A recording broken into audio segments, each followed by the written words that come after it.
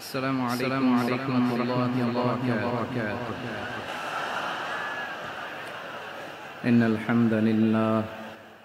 الحمد لله نحمده ونستعينه ونستغفره ونؤمن به ونتوكل عليه ونعوذ بالله من شرور أنفسنا ومن سيئات أعمالنا. من يهده الله فلا مضل له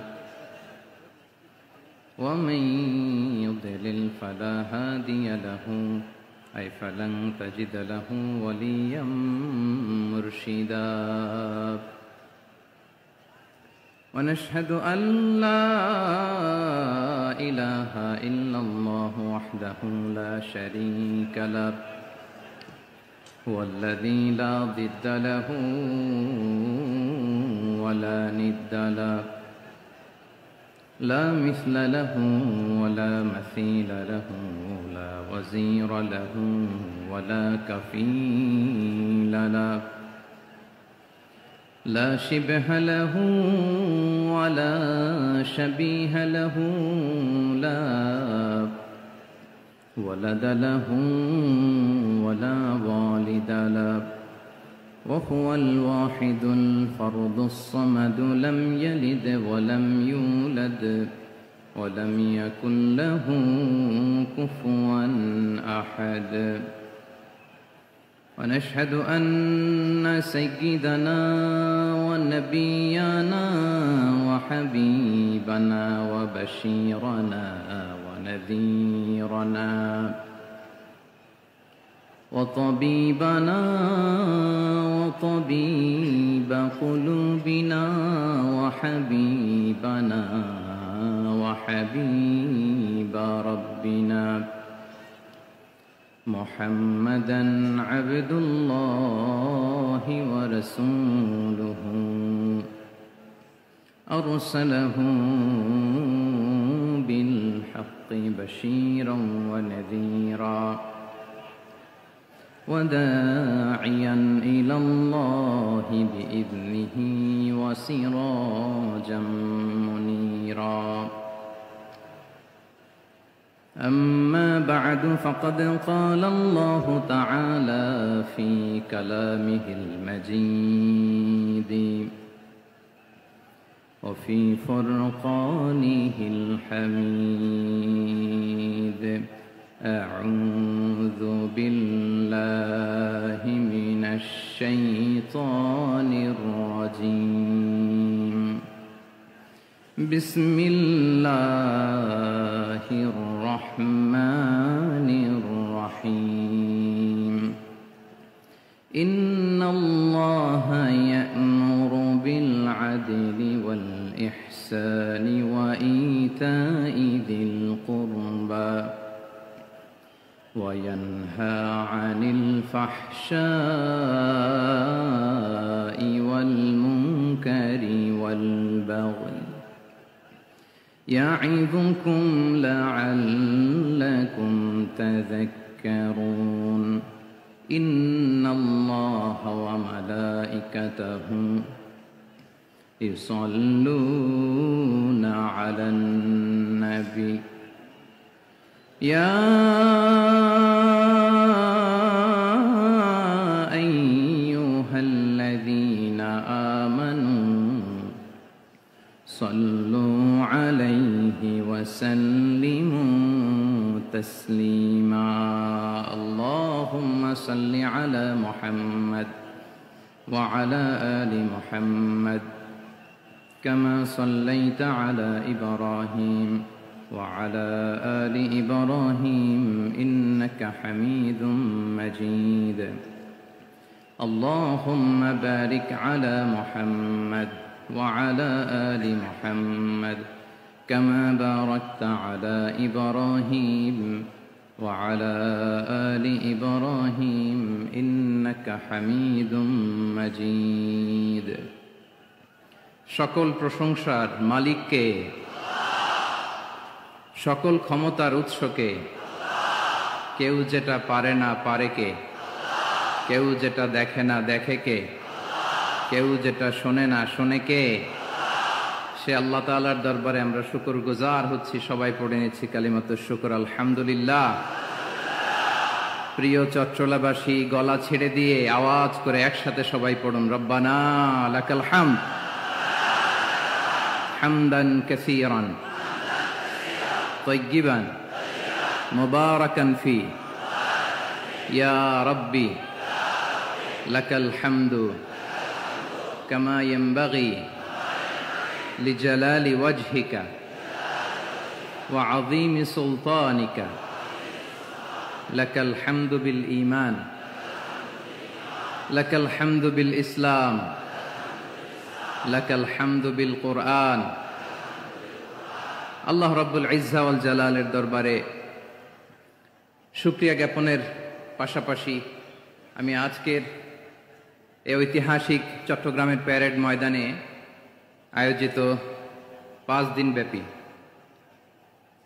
তাফসিরুল কোরআন মাহফিলের যারা সম্মানিত আয়োজক বৃন্দ, ইসলামী সমাজ কল্যাণ পরিষদ চট্টগ্রামকে অন্তরের অন্তঃস্থল থেকে ধন্যবাদ এবং মোবারকবাদ জানাতে চাই, যারা দীর্ঘ কয়েক মাস ব্যাপী অনেক কষ্ট করে, অনেক ডিজাইন করে, অনেক প্ল্যান প্রোগ্রাম করে এরকম চমৎকার একটি কোরআনের বাগানকে সাজিয়েছে।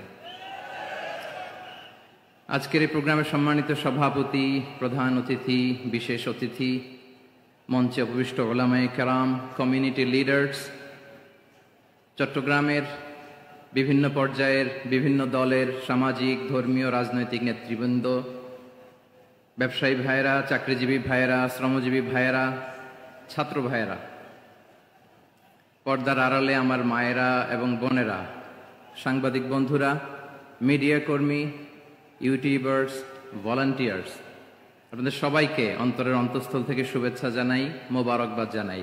আপনারা সবাই কেমন আছেন? সবাই ভালো আছেন? সুস্থ আছেন? দোয়া করি আল্লাহ তাআলা আপনাদের সবাইকে ভালো রাখুন, সুস্থ রাখুন, নিরাপদে রাখুন। আমরা সবাই পড়ি আমিন। সম্মানিত সুধী,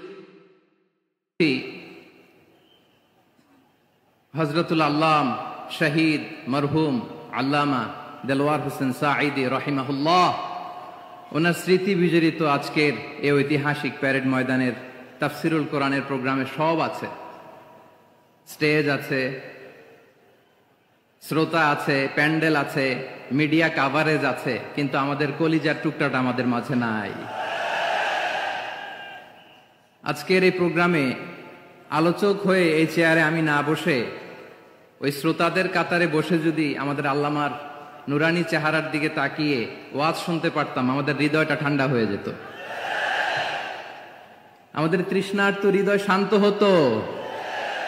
সব আজকে আছে, কি যেন নাই, ঠিক কিনা বলেন? আল্লাহ তাআলা প্রতি 100 বছরে একজন মুজাদ্দিদ পাঠায়, প্রতি 100 বছরে একজন মুজাদ্দিদ, যিনি সমাজকে সংস্কার করেন। আল্লামা দেলওয়ার হোসেন সাঈদী রাহিমাহুল্লাহ ছিলেন তেমন একজন মুজাদ্দিদ। চিৎকার করে বলেন ঠিক কিনা?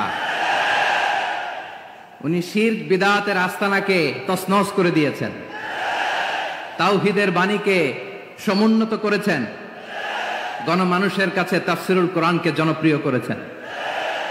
আজীবন আজীবন তিনি ইসলামকে বিজয়ী শক্তি হিসেবে দেখার স্বপ্ন দেখতেন। এত প্রাঞ্জল ভাষা, এত চমৎকার আধুনিক প্রেজেন্টেশন, গণমানুষের কাছে কোরআনের তাফসিরকে এভাবে জনপ্রিয় করে তোলার মতো ব্যক্তিত্ব আল্লামা সাঈদী ছাড়া দ্বিতীয় কেউ এই বাংলার ভূখণ্ডে নাই। এই যে তাফসিরুল কোরআন, এই যে টার্মিনোলজি, এই টার্মটাই উনি আসলে জনপ্রিয় করেছেন। আমরা আগে জানতাম না যে এভাবে তাফসির করা যায়, এভাবে scientific indications of the Holi কোরআনকে মানুষের কাছে পেশ করা যায়, এভাবে এত জীবন ঘনিষ্ঠ করে, এত ইন্টারেক্টিভ করে কোরআনের কথাগুলো মানুষের কাছে উপস্থাপন করা যায়। উনি অন্যায়ের বিরুদ্ধে সবসময় সোচ্চার ছিলেন, প্রতিবাদী কণ্ঠস্বর ছিলেন। ওনার আলোচনা শুনলে দেহের রক্ত টকবক করে ফুটতে থাকতো।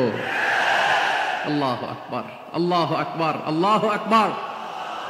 He was a strong mouthpiece of Islamic revivalism, Islamic জাগরণের স্ট্রং মাউথপিস ছিলেন আল্লামা সাঈদী রাহিমাহুল্লাহ।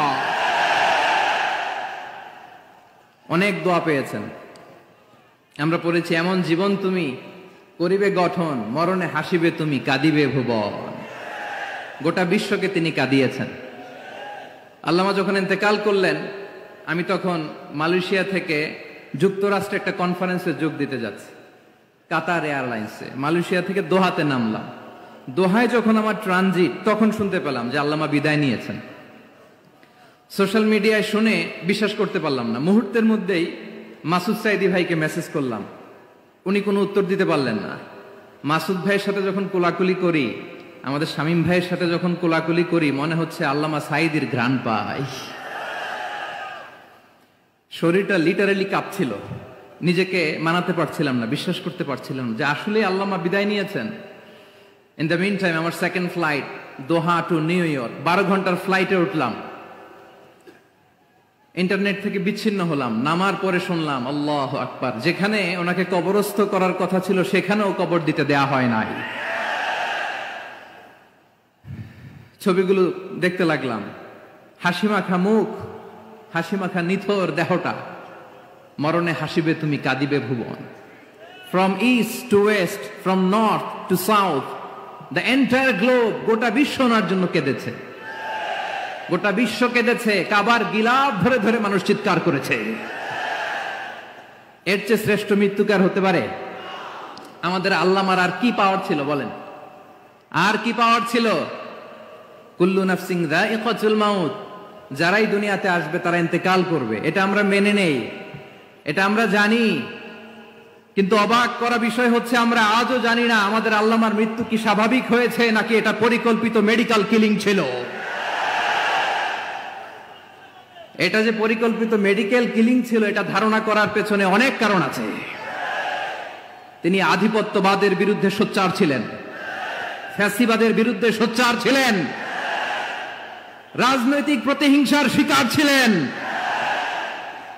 এজন্য এটা মেডিকেল কিলিং হতে পারে এ ধারণা আমরা করতেই পারি। আওয়াজ করে বলেন ঠিক কিনা? যে সময়টা আমরা কাটাচ্ছি, এত সুন্দর সময় বাংলাদেশ আর পাবে না। আমাদের জন্মের পর থেকে এরকম চমৎকার সময় আমরা পাই নাই। এটাই আসল সময়। আমরা ইন্টারিম গভর্নমেন্টের কাছে দাবি জানাই, উচ্চতর তদন্ত কমিটি করে এটা কি হত্যাকাণ্ড ছিল নাকি স্বাভাবিক মৃত্যু ছিল, এই রিপোর্ট গণমানুষের কাছে প্রচার করে জানাতে হবে। এই দাবির সাথে কি সবাই আপনারা একমত? কারা কারা একমত হাত তুলে দেখান।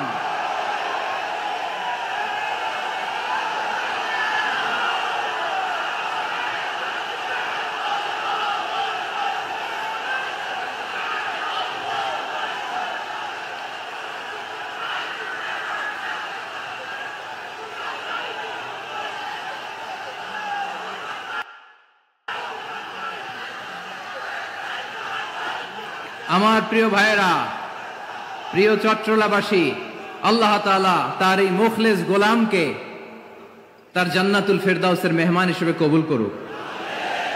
তার জীবনের সকল খেদমাগুলোকে কবুল করুক।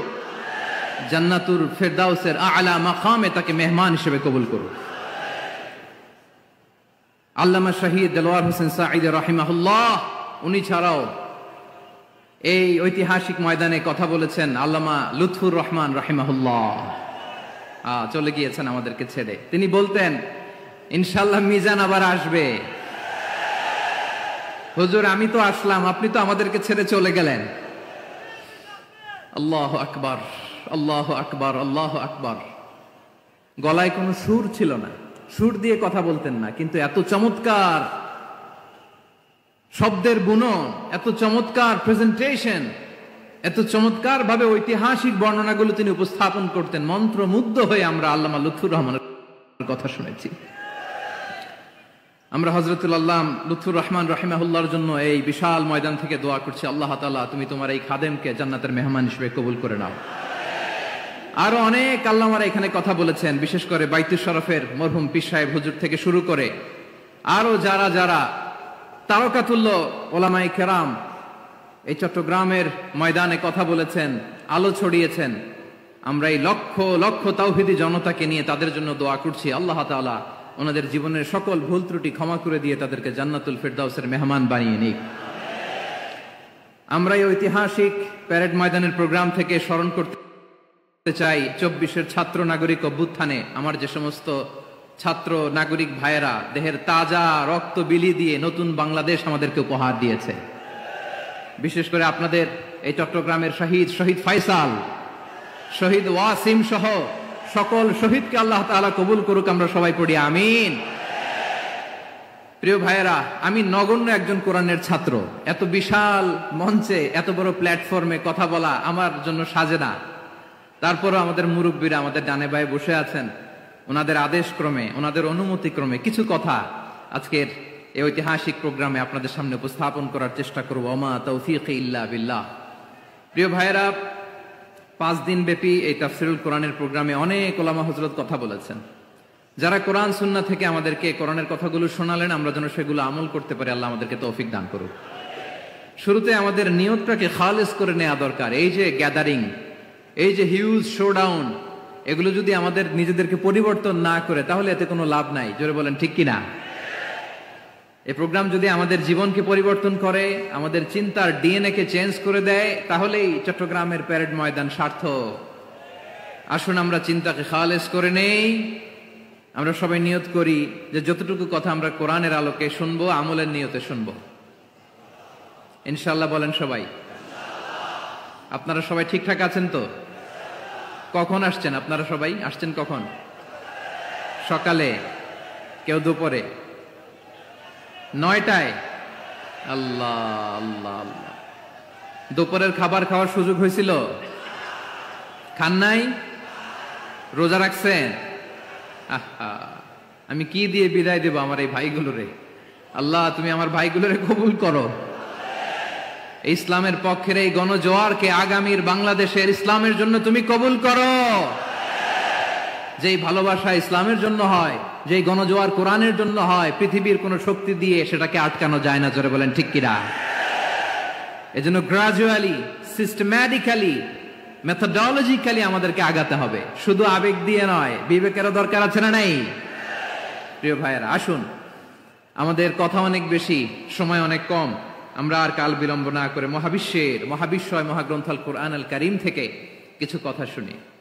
আমি যে টপিকটা নিয়ে আজকের ঐতিহাসিক চট্টগ্রামের প্যারেড ময়দানের তাফসিরুল কোরআন প্রোগ্রামে আলোচনা করব, সেটা হচ্ছে সূরাতু আন-নাহলের 90 নম্বর আয়াত নিয়ে কিছু কথা আমরা উপস্থাপন করবার চেষ্টা করব ইনশাআল্লাহ। আমার খুতবার শুরুতেই আপনারা মোটামুটি আন্দাজ করে ফেলেছেন যে আমি কি নিয়ে আলোচনা করব, কারণ যে আয়াতটি আমি তেলাওয়াত করেছি এই আয়াতটি প্রায়শই এই ভূখণ্ডে, এই বাংলাদেশে জুমার দিনে খতিব সাহেবরা দ্বিতীয় খুতবা শেষের দিকে পড়ে না? কি কমন পড়ছে? ইন্নাল্লাহা ইয়া'মুরু বিল আদলি ওয়াল ইহসান ওয়া ইতা'i যিল কুরবা ওয়া ইয়ানহা আনিল ফাহশাই ওয়াল মুনকারি ওয়াল বাগি ইয়া'iদুকুম লাআল্লাকুম তাযাক্কারুন। মুখস্থ আছে না সবার? আসুন আমরা এই আয়াতের সরল অর্থ, এর মর্মবাণী, এর সংক্ষিপ্ত তাফসীর সবাই মিলে আজকের এই প্রোগ্রাম থেকে উদ্ধার করার চেষ্টা করি। আপনারা মনোযোগী আছেন তো? ইনশাআল্লাহ। এই আয়াতটা অনেক কম্প্রিহেন্সিভ একটা আয়াত। সাইয়েদনা আব্দুল্লাহ ইবনে মাসউদ রাদিয়াল্লাহু তাআলা আনহু উনি বলেছেন, ইন্নাহা মিন আজমাই আয়াতিল কুরআন। এটা কোরআনের সবচেয়ে জামে মানে আয়াত। যদিও ছোট্ট আয়াত, অল্প কিছু কথামালা, কিন্তু তিনি বলতেন এটা কোরআনের সবচাইতে জামে মানে সবচেয়ে কম্প্রিহেন্সিভ একটা আয়াত, যেখানে কথা কম, শব্দ কম, কিন্তু এটার দোতনা, এটার আবেদন, এটার মিনিং অনেক বেশি। সুবহানাল্লাহ।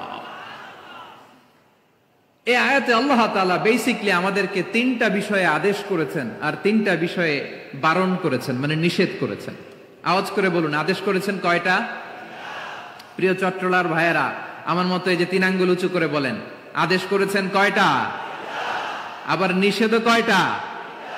মানবো তো আমরা ইনশাআল্লাহ? বলেন সবাই।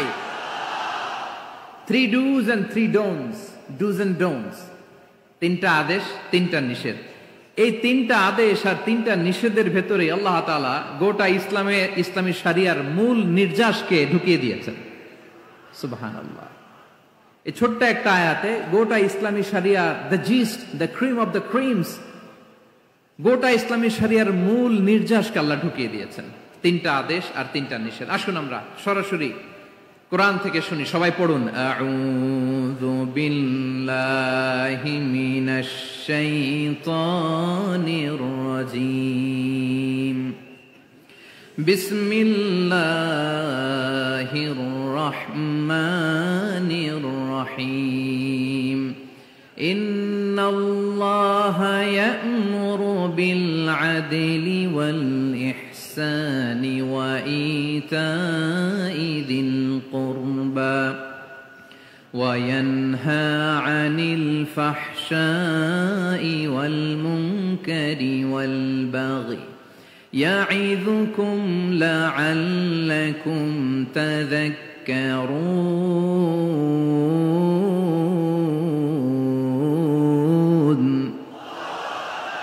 আল্লাহ তাআলা ইরশাদ করছেন, ইন্নাল্লাহা ইয়া'মুরু বিল আদলি ওয়াল ইহসান, নিশ্চয় আল্লাহ তাআলা তোমাদেরকে ন্যায় বিচারের আদেশ দেন, সদাচরণের আদেশ দেন, নিকট আত্মীয়দেরকে দানের আদেশ দেন। আদেশ কয়টা? আওয়াজ করে সবাই বলুন তো, কয়টা? নিশ্চয় আল্লাহ তাআলা তোমাদেরকে ন্যায় বিচারের আদেশ দেন,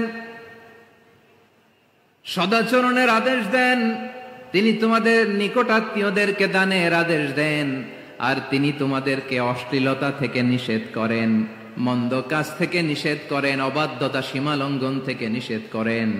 তিনি তোমাদেরকে উপদেশ দেন যাতে তোমরা শিক্ষা গ্রহণ করো। সুবহানাল্লাহ। উপদেশ দিচ্ছে স্বয়ং কে? তিনটা জিনিসের আদেশ। ইয়া'মুরু বিল আদল,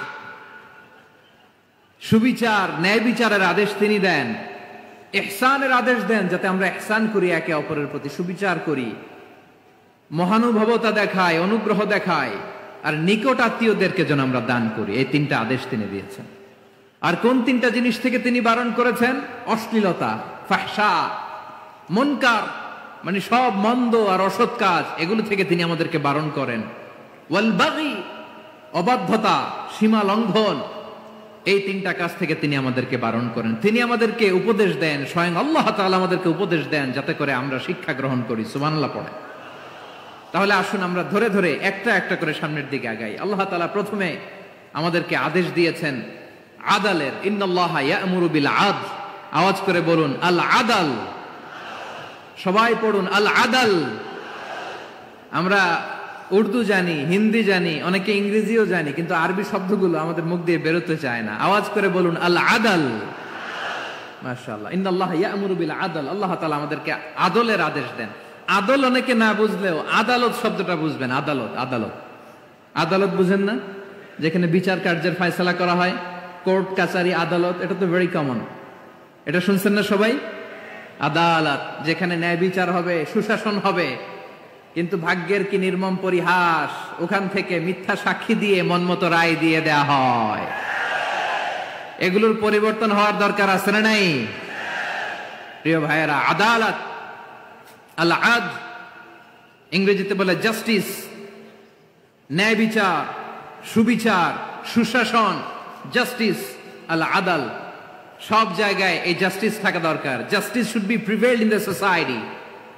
The mission of all prophet was to uphold the justice. সব নবীর মিশন ছিল এই জাস্টিসকে, আদালকে, সুশাসন আর সুবিচারকে নিশ্চিত করা। পড়েন সুবহানাল্লাহ।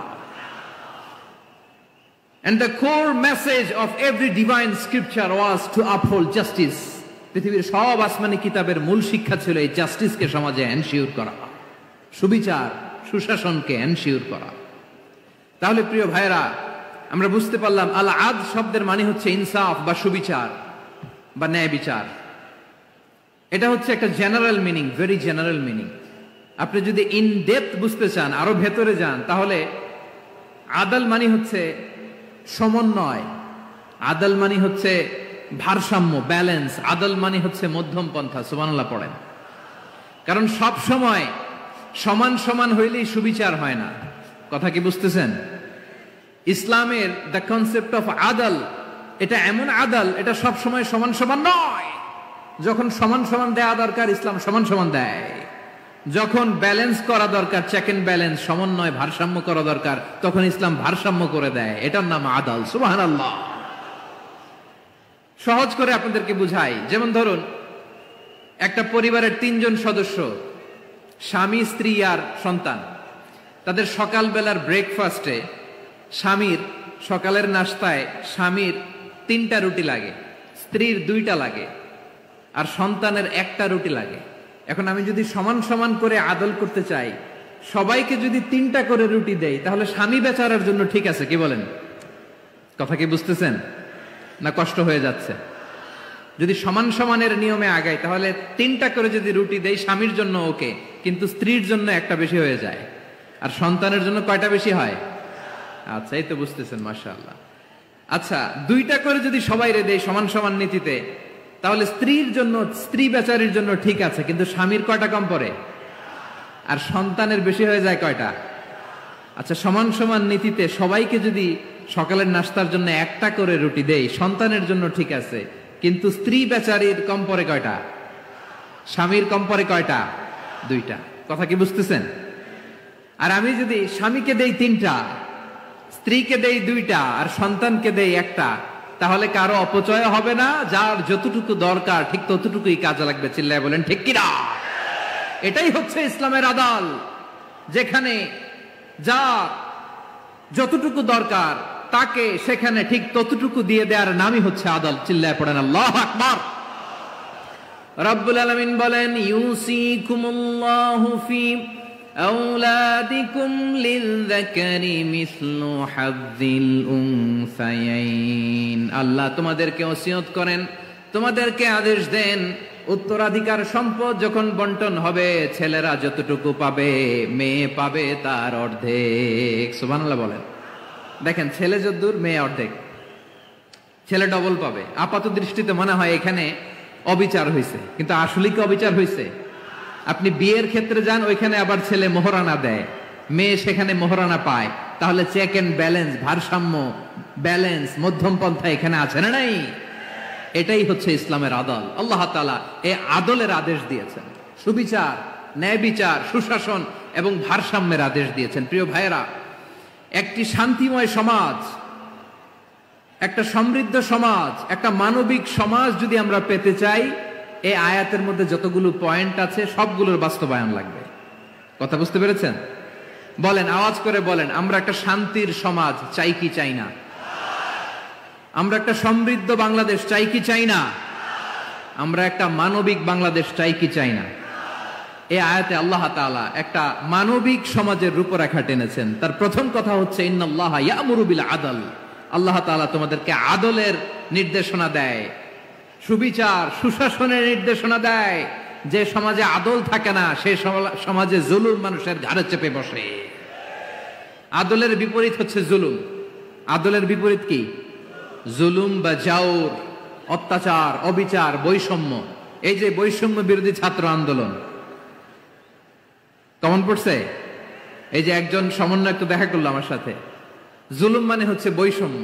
বৈষম্যের স্থান ইসলামে নাই, অবিচারের স্থান ইসলামে নাই, জুলুমের স্থান ইসলামে নাই।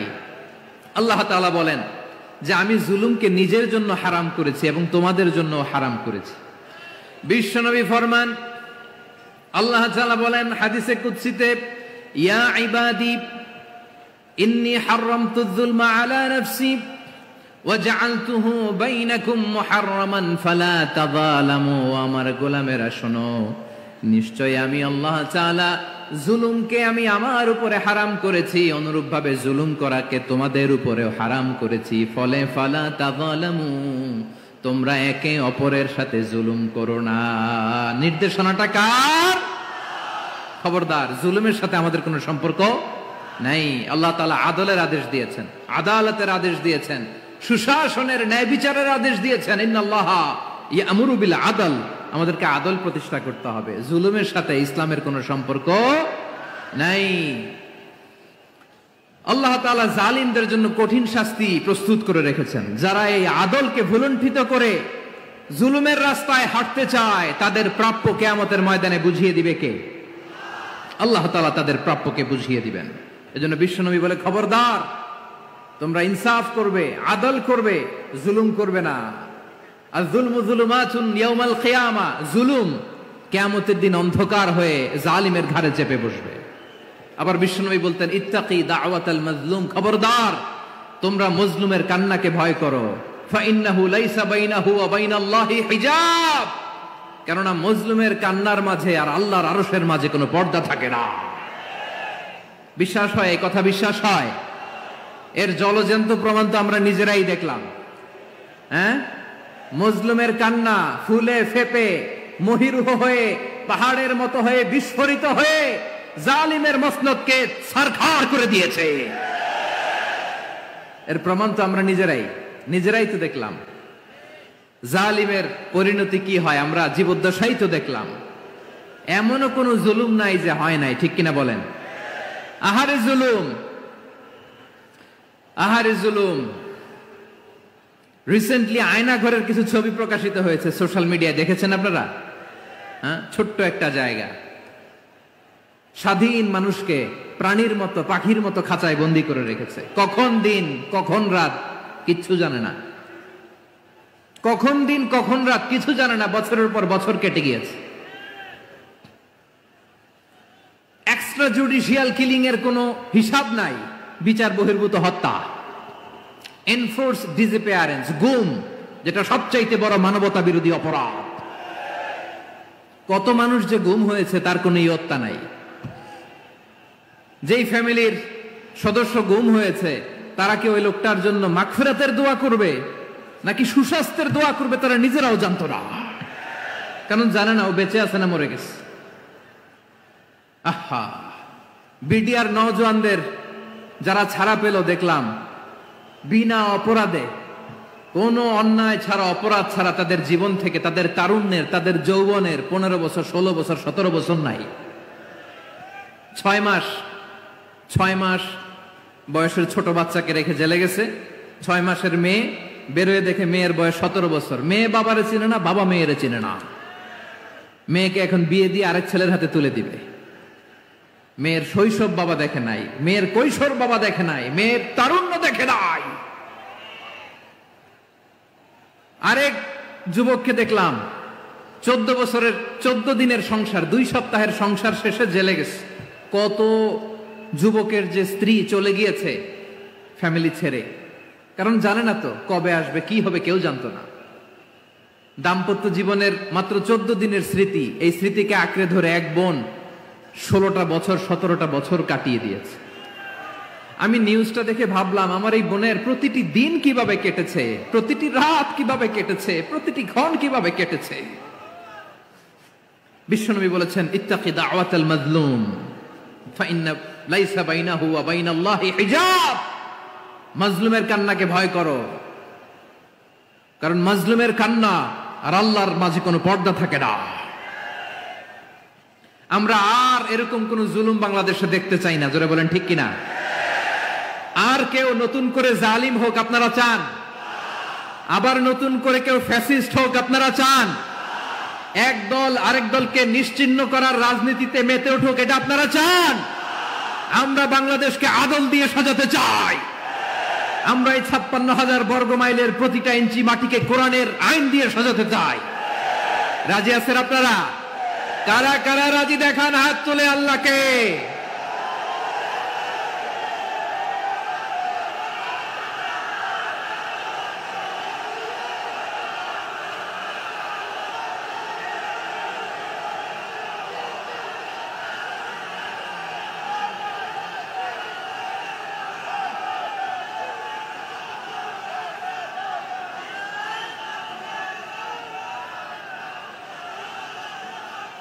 বসুন আমার প্রিয় বীর চট্টলার তৌহিদি মুসলমান, আমরা আর নতুন করে কেউ জালিম হোক এটা চাই না, নতুন করে আবার কেউ ফ্যাসিস্ট হোক আমরা চাই না, এক দল আরেক দলকে নিশ্চিহ্ন করার রাজনীতি করুক আমরা চাই না। আমরা সুশাসনের বাংলাদেশ চাই,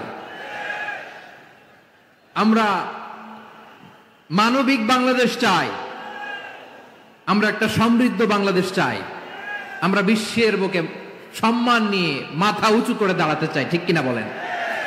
আল্লাহ বললেন, এটা যদি তোমরা চাও, একটা সমৃদ্ধ সমাজ যদি বিনির্মাণ করতে চাও, মানবিক সমাজ যদি বিনির্মাণ করতে চাও, আমি তোমাদেরকে সেজন্য প্রথমে আদালতের নির্দেশ দিলাম। ইন্নাল্লাহা ইয়া'মুরু বিল আদল, নিশ্চয় আল্লাহ তাআলা তোমাদেরকে ন্যায় বিচার সুশাসন এটার আদেশ দেন। সুবহানাল্লাহ। আদাল, ন্যায় বিচারের আদেশ আল্লাহ তাআলা কোরআনের বিভিন্ন আয়াতে দিয়েছেন। আল্লাহ তাআলা বলছেন, ইন্নাল্লাহা ইয়া'মুরুকুম আন তুআদ্দুল আমানাতি ইলা আহলিহা ওয়া ইযা হাকামতুম বাইনান নাসি আন তাহকুমু বিল আদল ইন্নাল্লাহা নি'ম্মা ইয়া'iযুকুম বিহি ইন্নাল্লাহা কানা সামিআন বাসীরা। আল্লাহ তাআলা বললেন, আল্লাহ আদেশ দিচ্ছেন যে ব্যক্তি আমানতের হকদার তার হাতে তোমরা আমানত পৌঁছে দাও। আর যখন তোমরা বিচার কার্য করবে, বিচার ফয়সালা করবে, আদালতের সাথে করো। সুবহানাল্লাহ বলেন। ওয়া ইযা হাকামতুম বাইনান নাসি আন তাহকুমু বিল আদল, আদালতের সাথে করবা।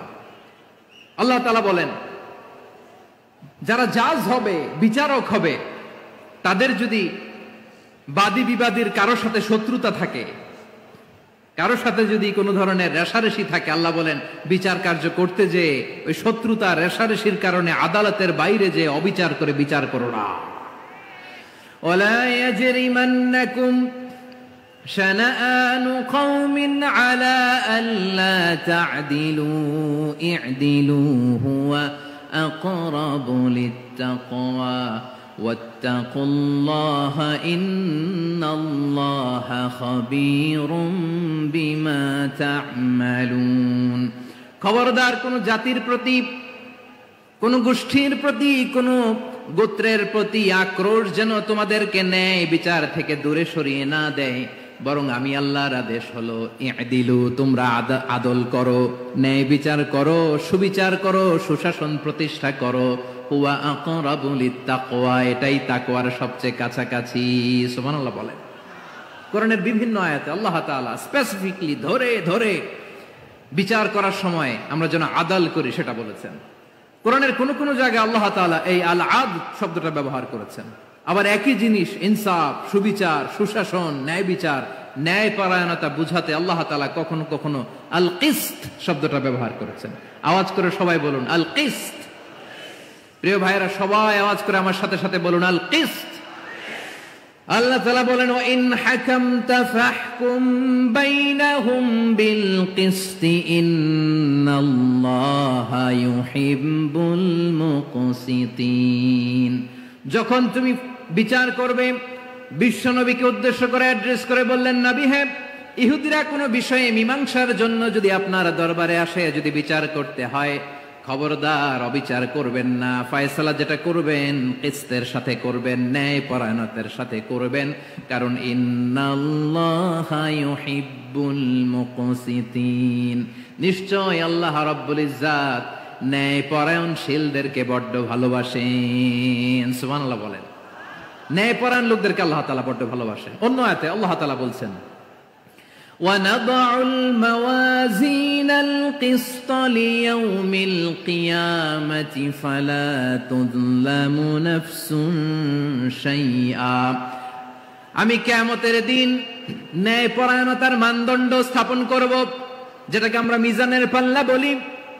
আল্লাহ বলেন, ন্যায় বিচারের মানদণ্ড কিয়ামতের ময়দানে আমি আল্লাহ স্থাপন করব। সেদিন কারো প্রতি বিন্দু পরিমাণ, এক চুল পরিমাণ অবিচার করা হবে না, কোনো অবিচার করা হবে না। সেদিন সুশাসন হবে, সুবিচার হবে, ন্যায় পরায়ণতার সাথে বিচার হবে। আওয়াজ করে পড়েন আল্লাহু আকবার। তাহলে প্রিয় ভাইরা, যে তিনটি বিষয়ে আল্লাহ তাআলা আমাদেরকে আদেশ দিয়েছেন, তার প্রথমটা হচ্ছে আদালত, ইনসাফ, সুবিচার, ন্যায় বিচার। এটা আমরা চাই কি চাই না? বিশ্বনবী ন্যায় বিচার, ন্যায় পরায়ণতা, সুশাসন প্রতিষ্ঠিত করেন কি করেন নাই? আপনারা বিশ্বনবীর সিরাত যারা পড়েছেন, আপনি দেখবেন বিশ্বনবীর সিরাতের পরতে পরতে, বাঁকে বাঁকে, সিরাতের বাঁকে বাঁকে এই আদালতের নমুনা মেলে। সুবহানাল্লাহ বলেন। ছোট্ট একটা নমুনা রাসূল সাল্লাল্লাহু আলাইহি ওয়াসাল্লামের আসসিরা আল আতরা থেকে ছোট্ট একটা নমুনা আপনাদের খেদমতে এখানে উপস্থাপন করি। বিশ্বনবী সাল্লাল্লাহু আলাইহি ওয়াসাল্লাম মক্কা বিজয় করলেন ৮ম হিজরিতে। মক্কা বিজয় শেষে তিনি কয়েক সপ্তাহ মক্কাতে অবস্থান করলেন। ইন দ্য মিন টাইম মক্কার একটা ভেরি প্রেস্টিজিয়াস এন্ড ডিগনিফাইড ফ্যামিলির নারী চুরিতে ধরা পড়ল। কিসে ধরা পড়ল? সবাই বলেন কিসে? আমাদের সমাজে আসেনি এটা? আছে? ছোট না বড়? হ্যাঁ, হিসাব করে শেষ করা যায় না। 3.25 লাখ কোটি টাকা নাই উন্নয়ন প্রকল্পের নামে। উন্নয়ন প্রকল্পের নামে 3.25 লাখ কোটি টাকা নাই। 3.25 লাখ কোটি টাকা লিখতে পারবেন আপনি? একটা লিখতে পারবেন? বুঝতেছেন কত বড় সংখ্যা? হ্যাঁ, বনু মাখজুমিয়া গোত্রের এক নারী মক্কায় চুরিতে ধরা পড়ল। বলেন তো চুরি করলে বিধান কি? কি কাটতে হবে? চুরির বিধান হলো হাত কেটে দাও, তাও সেটা গোপনে নয়, প্রকাশ্যে জনসম্মুখে হাত কেটে দাও। বনু মাখজুমিয়া গোত্রের নারী যখন চুরিতে ধরা পড়লো, সাহাবারা চিন্তায় পড়ে গেলেন। সবেমাত্র মক্কার লোকেরা কালিমা পড়ে মুসলমান হয়েছে, ইসলামের আইন কানুন তেমন জানে না, ইসলামী শরিয়ার সাথে বেশি পরিচিত নয়। এখন যদি বিশ্বনবী চুরির যেই বিধান এটা যদি কায়েম করে হাত যদি কেটে দেয়, না জানি মক্কার লোকেরা আবার বিগড়ে যায়, না জানি মক্কার লোকেরা আবার মুরতাদ হয়ে যায়, না জানি মক্কার লোকেরা ইসলাম থেকে দূরে সরে যায়।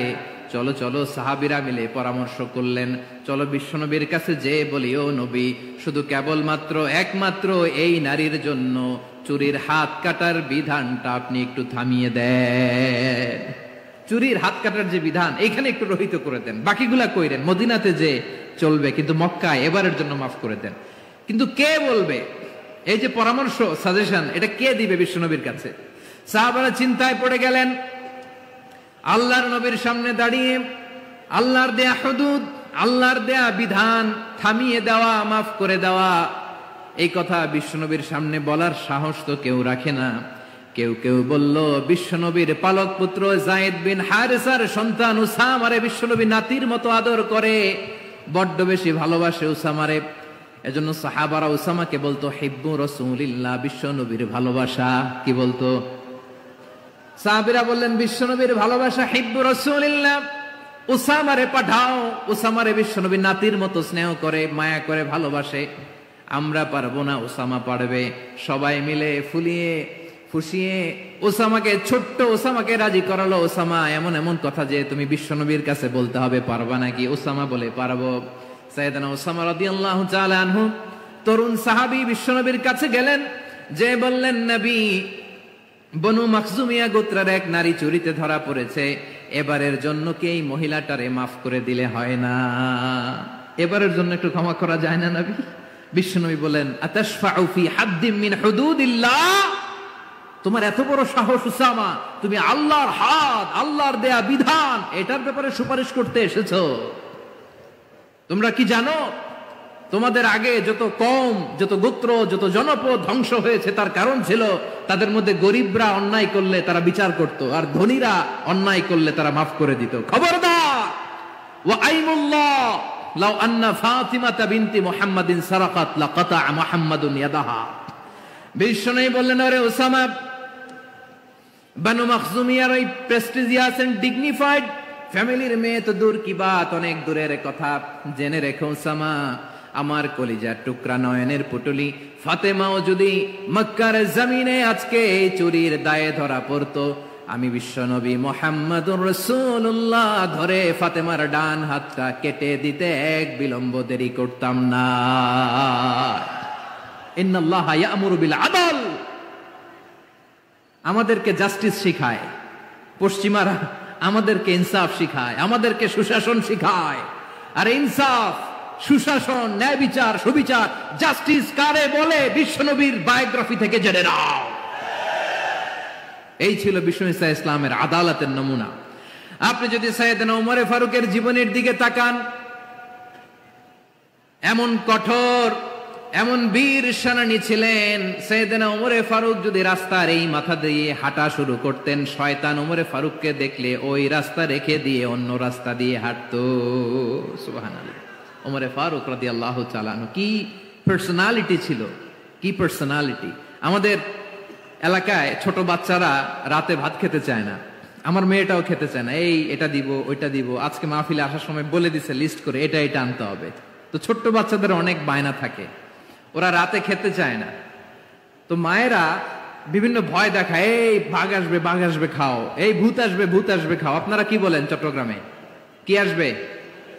হ্যাঁ, ভূত ভূত ভূত আসবে, বাঘ আসবে, খাও খাও খাও, তাড়াতাড়ি খাও। তো বাচ্চারা এগুলো শুনে ভয়ে খেতে শুরু করে। মদিনার জমিনেও একই ঘটনা ঘটতো, মদিনার ছোট্ট ছোট্ট সোনামণিরা খেতে চাইতো না।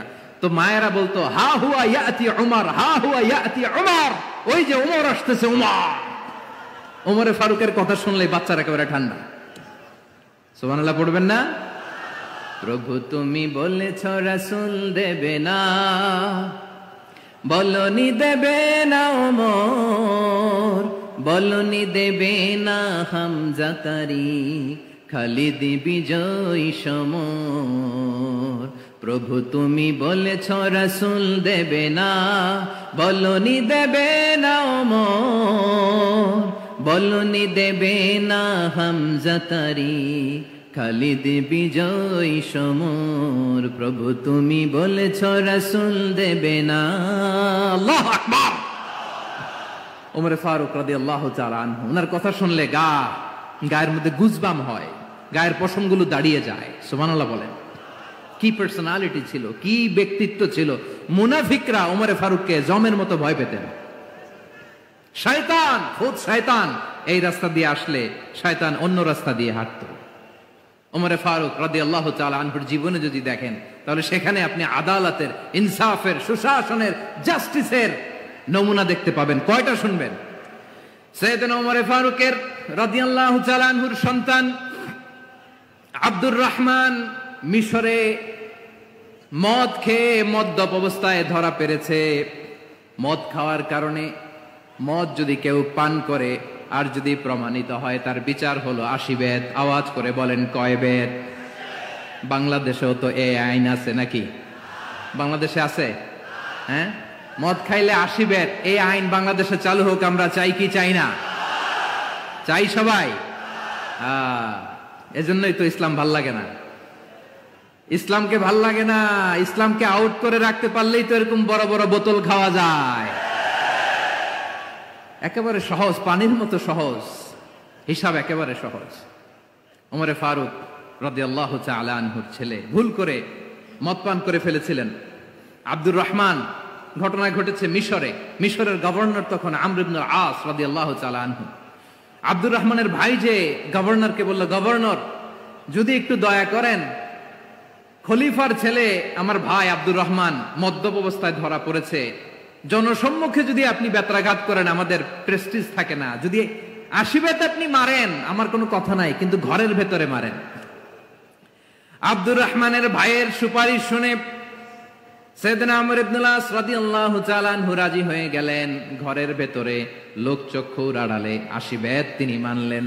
কিন্তু ঘটনাক্রমে এই কথা লুকিয়ে লুকিয়ে ঘরের ভেতরে 80 বেত মারার কথা সাইয়েদনা ওমরে ফারুক মদিনা থেকে জানতে পারলেন। মদিনা থেকে তিনি ফরমান জারি করলেন, এই বিচার যেমনটি আমর ইবনুল আস আদায় করেছে, এটা প্রকৃতপক্ষে আদায় হয় নাই।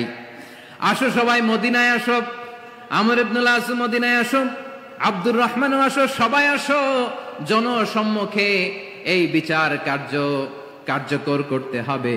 সাইয়েদনা ওমরে ফারুক মসজিদে নববীর পিলারের মধ্যে নিজের ছেলেকে বাঁধলেন, আবার জনসম্মুখে 80টা বেত তার গায়ের মধ্যে মারলেন।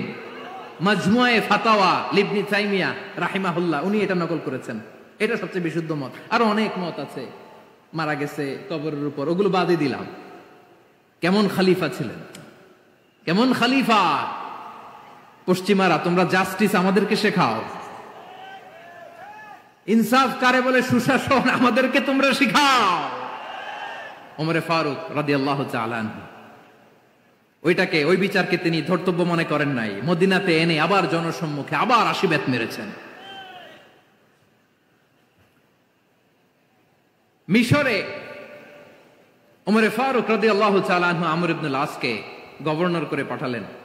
সেখানে আমর ইবনুল আসের ছেলে একটা প্রতিযোগিতায় রানার আপ হয়েছে, এক মিশরি সেখানে চ্যাম্পিয়ন হয়েছে, রানার আপ, বুঝতে পেরেছেন তো? রানার আপ সেকেন্ড হয়েছে, এক মিশরি হয়েছে চ্যাম্পিয়ন প্রথম। কিন্তু গভর্নরের ছেলে ও জিততে পারে নাই, ও রাগে ওই মিশরির গায়ের মধ্যে কয়েকটা লাঠি দিয়ে বাড়ি মেরেছে। মিশরি যে মদিনাতে ওমরে ফারুকের কাছে বিচার দিলেন, আপনার গভর্নরের ছেলে অন্যায়ভাবে আমার গায়ে হাত তুলেছে। সাইয়েদনা ওমরে ফারুক আবার ফরমান জারি করলেন, আসো মদিনাতে আসো। মিশরীকে ডাকলেন। ওই মিশরের গভর্নর আমর ইবনুল আস রাদিয়াল্লাহু তাআলা আনহুকে ডাকলেন, তার ছেলেকেও ডাকলেন, সবাই বসে রইল।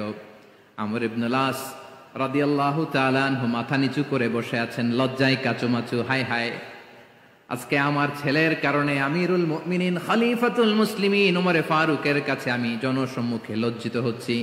সাইয়েদনা ওমরে ফারুক বললেন, এই নাও লাঠি, গভর্নরের ছেলে তোমার মাথার মধ্যে যতগুলো বাড়ি মেরেছে, আজকে জনসম্মুখে তুমি অতগুলা বাড়ি মারো। মিশরি বলে, থাক, আপনি যে ডেকে আনছেন সবার সামনে এটা বলছেন, এতেই আমি খুশি। আল্লাহু আকবার। আপনার মহানুভবতা দেখে আমি খুশি, আর অপমানের দরকার নাই। ওমরে ফারুক বলে, না, খবরদার, এই কথা মিশরি তুমি বলো না, মারো, যতগুলা বাড়ি মেরেছে মারো। বাধ্য হয়ে মিশরি আমর ইবনুল আসের সামনে ওনার কলিজার টুকরা সন্তানের মাথার মধ্যে বাড়ি মারতে আরম্ভ করলেন। ঠিক যতগুলা বাড়ি গভর্নরের ছেলে আমর ইবনুল আসের ছেলে মিশরির গায়ে মেরেছিল, মাথায় মেরেছিল, মিশরি গুনে গুনে ততটা মারলেন। এই দৃশ্য দেখে ওমরে ফারুক রেগে মেগে আগুন, রাগের চোটে রাগ সামলাতে না পেরে, আর নিজেকে সামলাতে না পেরে মিশরিরে বললেন, ছেলেরে মারা শেষ হয়ে গেলে এবার বাবার টাক মাথার মধ্যে কয়েকটা বাড়ি মার। রাগের চোটে, আউট অফ অ্যাঙ্গার, রাগের চোটে, যে আমার পাঠানো গভর্নর আমর ইবনুল আস তার ছেলেকে কেন আদব তারবিয়া কেন শিক্ষা দিতে পারে না, ছেলেরে মারা হইলে এবার আমর ইবনুল আসের মাথার মধ্যে দুইটা মারো। এটা রাগে বলেছেন, এটা শাস্তি হিসেবে না। সুবহানাল্লাহ পড়ে। তোমরা আমাদেরকে সুশাসন শিখাও, আমাদেরকে সুশাসন শিখাও। বিশ্বনবী বলেন, আদল এটা যেন তেন বিষয় না, এটা দিয়েই মানবিক সমাজ গড়তে হবে।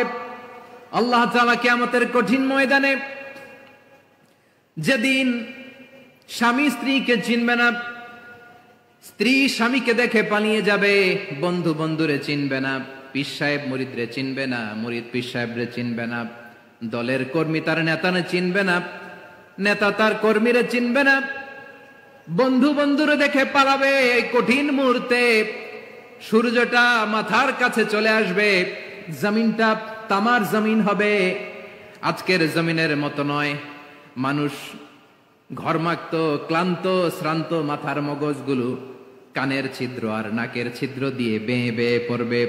বিশ্বনবী ফরমান, কিয়ামতের ওই কঠিন ময়দানে 7 শ্রেণীর ব্যক্তিকে রব্বুল আলামিন তার আরশের নিচে ছায়া দিবেন। তার মধ্যে প্রথম শ্রেণীর ব্যক্তি হলো ইমামুন আদিল। ইমামুন আদিল, ন্যায়পরায়ণ শাসক, যে ইনসাফের সাথে বিচার করে, যে জাস্টিস সমাজে সার্ভ করে, যে সুশাসন নিশ্চিত করে, ওই ইমামুন আদিল। আদিল শব্দটা বুঝছেন না? ইন্নাল্লাহা ইয়া'মুরু বিল আদল, পাইছেন? আদিল। 7 শ্রেণীর ব্যক্তিকে আল্লাহ তাআলা সুশীতল আরশের নিচে ছায়া দিবেন, যেদিন তার দেয়া ছায়া ছাড়া কোনো ছায়া থাকবে না। এর প্রথম হচ্ছে ইমামুন আদিল, ন্যায়পরায়ণ শাসক। চিল্লায় বলেন সুবহানাল্লাহ। আবার বিশ্বনবী বললেন, ইন্নাল মুকসিতিনা ইনদাল্লাহি আলা মানাবিরা মিন নূর আন ইয়ামিনির রহমান। কিয়ামতের দিন যারা ন্যায়পরায়ণ হিসেবে আল্লাহর সামনে দাঁড়াবে, কিয়ামতের দিন রব্বুল আলামিন তার আরশের ডান দিকে ওই ন্যায়পরায়ণ লোকদের জন্য আরশের ডান দিকে একটা নূরের মিম্বারে তাদেরকে বসার সুযোগ করে দিবে। আল্লাহর আরশের ডান দিকে ন্যায়পরায়ণ লোকদের জন্য আল্লাহ তাআলা নূরের মিম্বার বানাবে। 4টি কথা মনে করেছেন? আল আদাল, জাস্টিস। ইন্নাল্লাহা ইয়া'মুরু বিল আদল। আল্লাহ তাআলা এই আদালতের নির্দেশনা দেয়, সুবিচার, সুশাসন। প্রিয় ভাইয়েরা, এটা আমরা বাংলাদেশে চাই কি চাই না? এই যে অরাজকতা, এই যে অন্যায়, এই যে জুলুম, এই যে ইনকনসিস্টেন্সি সমাজের অসঙ্গতি, এর প্রধান কারণ জাস্টিস নাই, সুবিচার নাই, সুশাসন নাই। শেষবারের মতো আওয়াজ করে বলেন তো, আমরা বাংলাদেশে আদল চাই কি চাই না? তাহলে প্রথম নির্দেশনা শেষ। আল্লাহ তাআলা তোমাদেরকে আদলের আদেশ দেন। এরপরে আল্লাহ বললেন আমি তোমাদেরকে ইহসানের আদেশ দেই। ইন্নাল্লাহা ইয়া'মুরু বিল আদলি ওয়াল ইহসান, আমি তোমাদেরকে যেমনি আদলের নির্দেশনা দেই তেমনি ভাবে তোমাদেরকে ইহসানের নির্দেশনা দেই। ইহসান, আওয়াজ করে সবাই বলেন তো ইহসান। সবাই বলেননি, সবাই বললে এতটুকু আওয়াজ হবে আমি বিশ্বাস করি না। আওয়াজ করে বলুন আল ইহসান। ইহসান মানে কারো প্রতি সফট হার্টেড হওয়া, মহানুভব হওয়া, অনুগ্রহ পরায়ণ হওয়া, অনুগ্রহশীল হওয়া, একে অপরের প্রতি দয়াদ্র হওয়া। একে অপরের প্রতি দয়াদ্র অনুগ্রহশীল হওয়া ছাড়া মানবিক সমাজ কশিনকালেও গঠন করা সম্ভব না। প্রিয় ভাইয়েরা, সুন্দর আচরণ দিয়ে, ইহসান দিয়ে যা জয় করা যায়, নরম আচরণ দিয়ে যেটা অর্জন করা যায়, কঠোরতা দিয়ে সেটা পারা যায় না। বিষ্ণু ঈসা ইসলাম ইহসান দিয়ে, কোমল আচরণ দিয়ে, তার অনুগ্রহ দিয়ে তিনি অনেক কাফিরের হৃদয়কে জয় করে ফেলেছেন। সাইয়েদনা সুমামা ইবনে উসাল রাদিয়াল্লাহু তাআলা আনহুর কথা মনে পড়ে যায়। তিনি ছিলেন ইয়ামামার বাদশা। মদিনাতে বিশ্বনবীকে হত্যা করার নিয়তে এসেছিলেন। গোপনে গোপনে বিশ্বনবীকে হত্যা করে আবার ইয়ামামাতে তিনি ফিরে যাবেন। কিন্তু কি অবাক করা কাণ্ড, হত্যা করতে পারে নাই, সাহাবাদের হাতে তিনি ধরা পড়ে গেলেন। সাইয়েদনা সুমামা ইবনে উসাল রাদিয়াল্লাহু তাআলা আনহু হত্যার নিয়তে আসলেন, কিন্তু হত্যা করতে পারলেন না। সাহাবারা ওনাকে ধরে ফেললেন, ধরে মসজিদে নববীর পিলারের মধ্যে বেঁধে রাখলেন। সুমামা ইবনে উসাল, সিরাত থেকে শুনেন, সিরাত থেকে শোনাচ্ছি। রাদিয়াল্লাহু তাআলা আনহু ইয়ামামার অধিপতি ছিলেন। ইয়ামামা বিশ্বনবীকে হত্যার জন্য আসছেন, ধরা পড়ে গেছেন, এখন মসজিদে নববীতে বেঁধে রাখছে, তার মানে বন্দী। এখন স্ট্যাটাস কি? বন্দী, ক্যাপটিভ। বিষ্ণু ঈসা ইসলাম সাহাবাদেরকে বললেন তার খোঁজ খবর নিও, সুমামা ইবনে উসালের খোঁজ খবর নিও।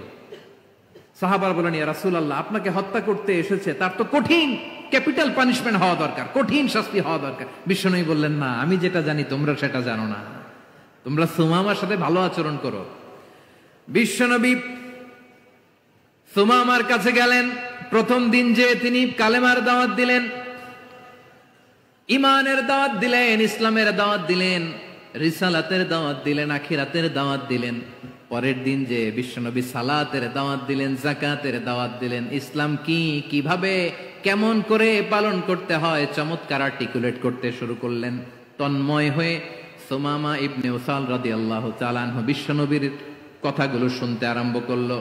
একদিন নয়, দুই দিন নয়, টানা 3 দিন বিশ্বনবী সুমামার কাছে ইসলামকে প্রেজেন্ট করেছেন, উপস্থাপন করেছেন। আওয়াজ করে বলেন কয় দিন? 3 দিন। 3 দিন মসজিদে নববীতে বাঁধা। আর সাহাবীদেরকে বললেন তার খোঁজ খবর নিও, তোমরা যে রুটি বানাও এর মধ্যে সবচেয়ে ভালো আটার রুটিটা তারে দিও, সবচেয়ে রিফাইন্ড খেজুর, যেটা পিওর খেজুর, এটা তারে দিও। আর বিশ্বনবী নিজের উট থেকে দুধ দহন করে ওনার বাড়ির এক কর্মচারীকে বলেছেন দুধ দহন করে সুমামার জন্য নিয়ে যেও। সুবহানাল্লাহ পড়বেন না? সবাই তো অবাক, ইয়ামামা থেকে আসছে নবীকে হত্যা করতে, বিশ্বনবী দেখে তারে জামাই আদর করে, তাকে মজার মজার খাবার দিও, দুধ দিও, আদর আপ্যায়ন করো। একদিন নয়, 2 দিন নয়, টানা 3 দিন বিশ্বনবী এভাবে সুমামার কাছে যেয়ে যেয়ে ইসলামকে প্রেজেন্ট করতে আরম্ভ করলেন, ইসলামকে উপস্থাপন করতে শুরু করলেন। আর তাকে চমৎকার এন্টারটেইনমেন্ট, আপ্যায়ন দিতে আরম্ভ করলেন। টানা 3 দিন যখন ইসলামের দ্য বিউটিজ অফ ইসলাম, ইসলামের সুমহান বাণী, সৌন্দর্য তার কাছে উপস্থাপন শেষ, তাকে আপ্যায়ন শেষ, বিশ্বনবী বললেন সাহাবাদেরকে যাও এবার সুমামার হাতের পায়ের রশি দুটো খুলে দাও। সাহাবারা বললেন ইয়া রাসূলুল্লাহ, কি বলেন আপনি? ও তো হত্যাকারী, সুযোগ পায় নাই, আপনারে মারতে পারে নাই, ছেড়ে দিলে আবার ও আপনার উপর তলোয়ার নিয়ে ঝাঁপিয়ে পড়বে। নবী এই সিদ্ধান্ত আপনি নিতে যাবেন না। বিশ্বনবী বললেন যেটা বলেছি সেটা করো, সুমামার রশিগুলো ছেড়ে দাও, সুমামার হাতে পায়ের রশিগুলো যে তোমরা খুলে দাও। সাহাবারা তর্ক জুড়ে দিলেন, লা ইয়া রাসূলুল্লাহ, এমনটা করবেন না, তো ভয়ঙ্কর ভয়ঙ্কর খুনি, কি জানি কি হয়ে যায়। বিশ্বনবী বললেন না, তার হাতে পায়ের রশিগুলো খুলে দাও। সাহাবারা বিশ্বনবীর কথা মতো তার হাতে পায়ের রশিগুলো খুলে দিল। সুমামা মুহূর্তের মধ্যে মসজিদে নববী থেকে বের হয়ে ইয়ামামায় ফিরে না যে মসজিদে নববীর পাশে একটা খেজুর বাগান ছিল, সেখানে চলে গেলেন। সেখানে একটা ছোট্ট কুয়া ছিল, কুয়ার পানি দিয়ে তিনি গোসল করলেন। সুবহানাল্লাহ পড়েন। কুয়ার পানি দিয়ে গোসল করে মসজিদে নববীর সামনে এসে বিশ্বনবী এবং সাহাবাদের সামনে দাঁড়িয়ে সাব্বাবা উঁচু করে বললেন, আশহাদু আল্লা ইলাহা ইল্লাল্লাহ ওয়া আশহাদু আন্না মুহাম্মাদান আবদুহু ওয়া রাসূলুহু। আল্লাহু আকবার। আমি সাক্ষ্য দিচ্ছি আল্লাহ ছাড়া কোনো ইলাহ নাই, আর মুহাম্মদ আল্লাহ তাআলার প্রেরিত বান্দা এবং রাসূল। প্রিয় ভাইয়েরা, ইহসান দিয়ে যা জয় করা যায়, কঠোরতা দিয়ে সেটা কঠিনকালেও জয় করা যায় না। আওয়াজ করে বলেন ঠিক কি না? এবার সুমামা দাঁড়িয়ে বলে, ওগো নবী, আমি তো কালিমা পড়ে মুসলমান হয়ে গেলাম, এবার শোনেন, এই মুহূর্তের আগে আপনার চেহারার চাইতে নিকৃষ্ট কোনো চেহারা আমার কাছে ছিল না, কিন্তু শাহাদা পাঠ করার পরে আপনার চেহারার চাইতে উত্তম শ্রেষ্ঠ কোনো চেহারা আমার কাছে আর নাই। ও নবী, আজকের দিনের আগে ইসলাম ধর্মের চেয়ে নিকৃষ্ট অপছন্দনীয় কোনো ধর্ম আমার কাছে ছিল না, কিন্তু এই মুহূর্ত থেকে ইসলামের চেয়ে সেরা শ্রেষ্ঠ পছন্দনীয় কোনো ধর্ম আমার কাছে নাই। নবী গো, আজকের দিনের আগে মদিনার চাইতে অপছন্দনীয় নিকৃষ্ট কোনো শহর আমার কাছে ছিল না, কিন্তু এই মুহূর্তের পর থেকে মদিনার চাইতে কোনো শ্রেষ্ঠ শহর আমার জানা নাই। সে ছিল গমের বড় ডিলার, গম বেচত। কি বেচত? তার গম কিনে মক্কার লোকেরা রুটি খাইতো। সে ঘোষণা দিল, আজকে থেকে মক্কাবাসীদের জন্য সব গম আমি হারাম করে দিলাম, মক্কাবাসী এখন না খেয়ে মরে। সুবহানাল্লাহ পড়বেন না? মক্কাবাসী বিশ্বনবীর কাছে আসলেন, এসে বললেন, মুহাম্মদ, আমরা তো তোমার ভাই, তোমার চাচা, তোমার ভাতিজা, তোমার আত্মীয়, তুমি সুমামারে বলো সে যেন আবার গমের সাপ্লাই মক্কার জন্য অনুমতি দিয়ে দেয়। বিশ্বনবীর অনুমতি ক্রমে সুমামা আবার মক্কাতে গম পাঠাতে শুরু করলো। পড়েন সুবহানাল্লাহ।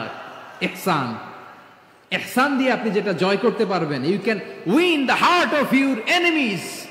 ইহসান দিয়ে আপনি আপনার শত্রুর হৃদয়কে জয় করতে পারবেন। আওয়াজ করে বলেন ঠিক কি না? এজন্য আল্লাহ বললেন, ওয়া আনফিকু ফি সাবিলিল্লাহি ওয়া লা তুলকু বিআইদিকুম ইলাত তাহলুকা ওয়া আহসিনু ইন্নাল্লাহা ইউহিব্বুল মুহসিনিন। তোমরা আল্লাহর রাস্তায় দান করবে আর নিজেরা নিজেদেরকে ধ্বংসের হাতে ঠেলে দিও না। তোমরা একে অপরের প্রতি ইহসান করবে, কারণ ইহসানকারীদেরকে আল্লাহ বড্ড ভালোবাসেন। সুবহানাল্লাহ পড়েন। আবার সূরা রহমানে আল্লাহ বললেন, হাল জাযাউল ইহসানি ইল্লাল ইহসান ফাবিআইয়ি আলা, সবাই পড়েন, ফাবিআইয়ি আলাই রাব্বিকুমা তুকাযযিবান। ইহসানের প্রতিদান হিসেবে ইহসানই হয়। বিশ্বনবী সুমামার প্রতি যেমন ইহসান করেছেন, সুমামাও ঠিক তেমন ইহসান ফিরিয়ে দিয়েছে। ঠিক কিনা বলেন? তাহলে এক নম্বরে হচ্ছে আদ, ন্যায় বিচার। দুই নম্বরে সবাই বলেন ইহসান, সদাচরণ। ইহসান দুই ধরনের প্রিয় ভাইরা, ইহসান ফিল ইবাদা, ইহসান ফিল মুআমালা। ইহসান ফিল ইবাদা হচ্ছে একাগ্র অনুভবে ইবাদতে ডুব দেওয়া, এর নাম ইবাদতের ইহসান। সুবহানাল্লাহ পড়ে। বিশ্বনবী বলেন ইহসান মানে কি জানো নাকি? হাদিসে জিবরিলে সাইয়েদনা জিবরিল আলাইহিস সালাম বিশ্বনবীকে বললেন, আখবিরনি আনিল ইহসান। নবী আমাদেরকে বলেন ইহসান মানে কি? বিশ্বনবী বললেন, আনতা আবুদাল্লাহা কাআন্নাকা তারাহু ফাইন লাম তাকুন তারাহু ফাইন্নাহু ইয়ারাক। ইহসান মানে হলো এমন ভাবে তুমি আল্লাহর সামনে নিজেকে উজাড় করে ইবাদত করবে, তুমি ভাববে তুমি আল্লাহকে দেখতে পাচ্ছ। আর এটা যদি ভাবা তোমার জন্য কঠিন হয়ে যায়, অন্তত এতটুকু তুমি ভাববা যে আল্লাহ তোমাকে দেখতে পাচ্ছেন। ঠিক কিনা বলেন? ও আমার বীর চট্টলার ভাইয়েরা, কেউ যেটা দেখে না সেটা দেখে কে? এই বিশ্বাস হৃদয়ের মধ্যে আছে? নামাজে যখন দাঁড়ান এই ফিলিংসটা আনা যাবে? হ্যাঁ, এশার সালাত তো এখনো হয় নাই না? আলোচনা শেষে এশার সালাত এখানে অনুষ্ঠিত হবে, তাই না? আচ্ছা বলুন তো, আমরা এশার সালাত পর্যন্ত বেঁচে থাকবো এই গ্যারান্টি আছে কার কার? হাত তোলেন। কয়েকজন হাত তুলছে পেছনে, না বুঝে তুলে ফেলছে। এশা পর্যন্ত যে আমরা হায়াত পাবো কোনো গ্যারান্টি আছে? সবাই আওয়াজ করে বলেন, গ্যারান্টি আছে? গ্যারান্টি নাই। এই জন্য বিষ্ণু ইসলাম বলেছে এমন ভাবে নামাজে দাঁড়াও, ইবাদত করো, মনে করো হতে পারে এটাই আমার জীবনের শেষ নামাজ। Perform the salah as if this is your last and final prayer. এমন ভাবে সালাতে দাঁড়াও, ভাবো হতে পারে এটাই তোমার জীবনের শেষ নামাজ। এমন ভাবে নামাজে দাঁড়াও, ভাবো এটাই শেষ নামাজ। তাহলে নামাজে একাগ্রতা বাড়ায় দিবে কে? ফলে ইবাদতের ইহসান আমাদের অর্জিত হবে। আর মুআমালাতে ইহসান হলো, বিশ্বনবী বলেন ইন্নাল্লাহা তাবারাকা ওয়া তাআলা কাতাবাল ইহসানা আলা কুল্লি শাই ফাইদা কাতালতুম ফাআহসিনুল কিতলা ওয়া ইযা যাবাহতুম ফাআহসিনুয যাবহা ওয়ালিয়ুহিদ্দা আহাদুকুম শাফরাতাহু ওয়ালিয়ুরিহ যাবিহাতাহু। ইহসান দুই ধরনের, আওয়াজ করে বলতে হবে। কয় ধরনের? সবাই বলুন আওয়াজ করে, কয় ধরনের? একটা হচ্ছে ইহসান ফিল ইবাদা, ইবাদতে ইহসান। ইবাদতে ইহসান কি? একাগ্র অনুভব দিয়ে ইবাদত করা, মন প্রাণ দিয়ে ইবাদত করা। আর মুআমালাতে ইহসান কি? সব কাজে, দৈনন্দিন কাজে, কর্মে, সামাজিক অ্যাক্টিভিটিতে কোমলতা প্রদর্শন করা, অনুগ্রহের সাথে সবকিছু করা। আল্লাহ তাআলা ইন্নাল্লাহা তাবারাকা ওয়া তাআলা কাতাবাল ইহসানা আলা কুল্লি শাই, তিনি সবকিছুর ব্যাপারে ইহসানকে আবশ্যক করেছেন। সবকিছুতে মুমিনের সব কাজে ইহসানের পরশ থাকবে। ওয়া ইযা কাতালতুম ফাহসিনুল কিতলা, বিষ্ণুই বলেন তুমি যখন কাউকে হত্যা করো ইহসানের সাথে করো। সুবহানাল্লাহ পড়বেন না? যখন হত্যা করো তখনও ইহসানের সাথে। আচ্ছা হত্যা করবো আবার ইহসান আসবে কোথা করে? তো মেরেই ফেলবো আমি। আল্লাহ, ও ভাই একজন খুন করেছে, খুনি, রাষ্ট্রীয় আইনে তার শাস্তি হয়েছে ডেথ পেনাল্টি, মৃত্যুদণ্ড। এখন মৃত্যুদণ্ড দেখে আপনি যেমনি মন চায় তেমনি মারবেন লোকটারে? ওর নাক কেটে ফেলতে পারবেন? ওর কান কাটতে পারবেন? ওর চোখ উপড়ে ফেলতে পারবেন আপনি? যেমন মন চায় তার অঙ্গহানি করা যাবে না। ইহসানের সাথে তাকে হত্যা করো।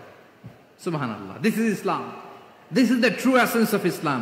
ওয়া ইযা যাবাহতুম ফাহসিনুয যাবহা, যখন জবাই করবে তখনও ইহসানের সাথে জবাই করো। করব জবাই, ওইখানেও নাকি ইহসান। আচ্ছা কুরবানির দিন আমরা পশুগুলোরে কি করি বলেন সবাই আওয়াজ করে? জবাই। জবাই মানে তো এটার মেরেই ফেলতেছি, একটু পরে তো টুকরো টুকরো করে গোশতগুলো খাবো, এটা তো খাবো, এটা তো মেরেই ফেলবে। বিষ্ণু বলে না, জবাইয়ের মধ্যেও মুমিনের জবের ভেতরেও ইহসানের পরশ থাকা চাই। যখন জবাই করবে প্রাণীটাকে হাত পা টাইট করে বেঁধে নাও, ছুরিটাকে শার্পেন করে নাও, ধারালো করে নাও, যাতে অল্প সময়ে জবাইটা হয়ে যায়, প্রাণীটা যাতে কম কষ্ট পায়। সুবহানাল্লাহ পড়ে। দিস ইজ কল্ড ইহসান। ইহসান আল্লাহ তাআলা যেমনি আদলের আদেশ করেছেন, ন্যায় বিচার, জাস্টিস এনশিওর করতে বলেছেন, সমাজে ইহসানের ব্যবহার, ইহসানের অনুশীলন তিনি করতে বলেছেন। এজন্য মুমিনের প্রতিটি কাজে, আমার চট্টগ্রামের ভাইয়েরা আমার দিকে তাকান, খেয়াল করে শুনুন, মুমিন জীবনের প্রতিটি কাজে ইহসানের পরশ থাকা চাই। আমরা যেন আমাদের পরিবারের প্রতি ইহসান করি, আমরা যেন আমাদের কর্মচারীদের প্রতি ইহসান করি, আমরা যেন আমাদের কলিগদের প্রতি ইহসান করি, আমরা যেন আমাদের ভাইদের প্রতি ইহসান করি। মুমিন জীবনের প্রতি কাজে ইহসানের পরশ থাকার দরকার আছে না নাই? কথা বুঝতে পেরেছেন? তাহলে আল্লাহ তাআলার তিনটা আদেশ ছিল, কয়টা গেল? ভুলে গেছে, ভুলে গেছে চট্টগ্রাম। তিনটা আদেশের মধ্যে কয়টা বললাম? প্রথমে কি ছিল? আদল। 2 নম্বরে, 3 নম্বরে রব্বুল আলামিন বললেন ওয়া ইতাইদিল কুরবা, নিকটাত্মীয়দেরকে দান করো। নিকট আত্মীয়দেরকে দাও, যারা তোমাদের ব্লাড কানেকশনের আত্মীয় তাদেরকে তোমরা দাও।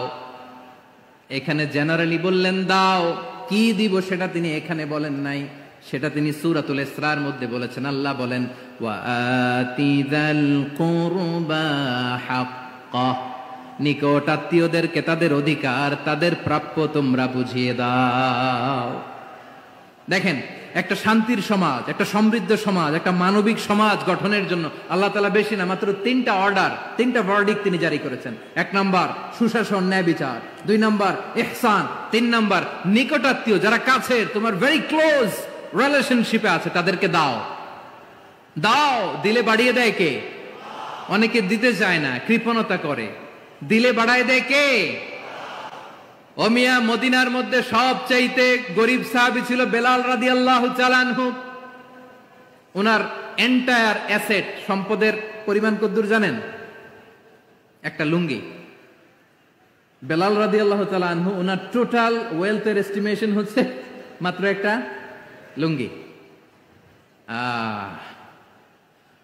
একটা লুঙ্গি। টোটাল ওয়েলথ এস্টিমেশন, টোটাল সম্পদের পরিমাণ বেলাল রাদিয়াল্লাহু তাআলা আনহুর কি ছিল?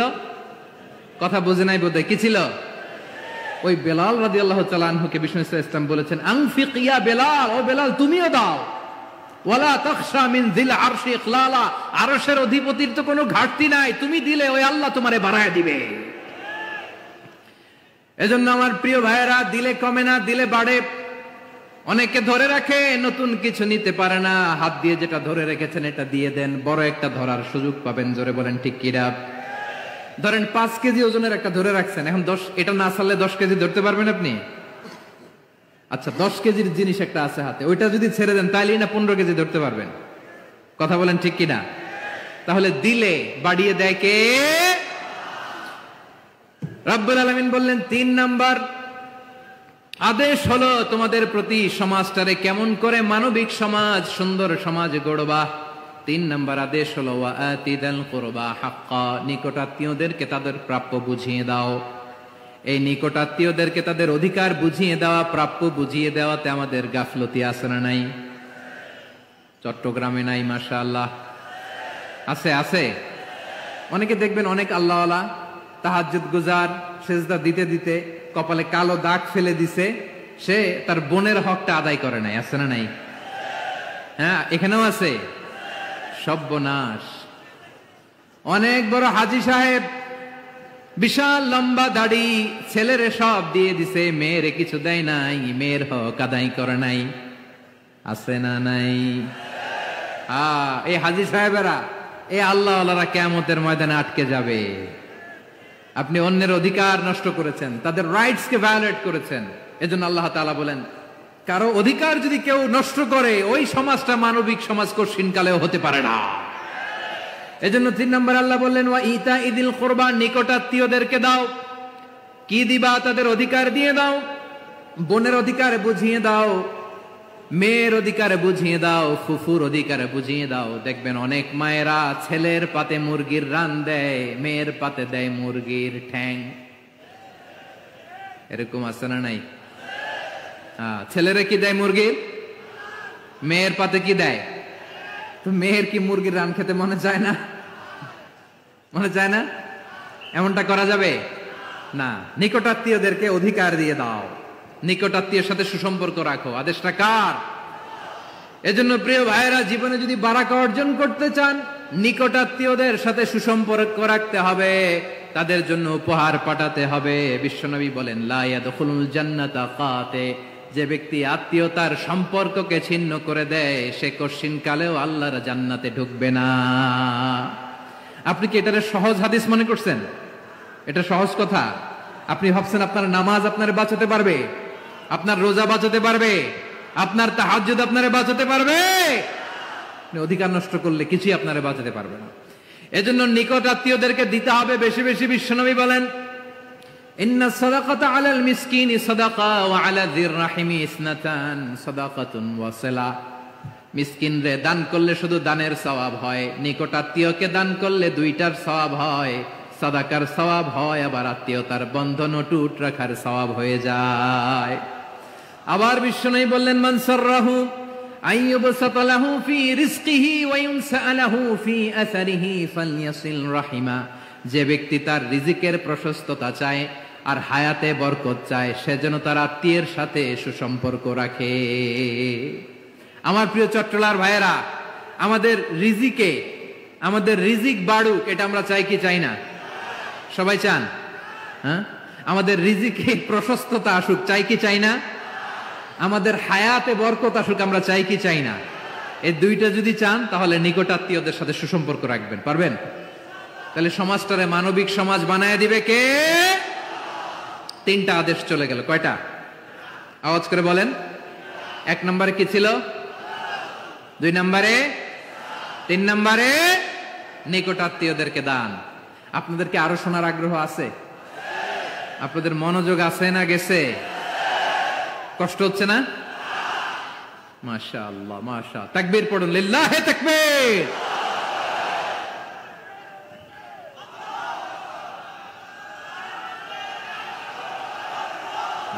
মাশাআল্লাহ।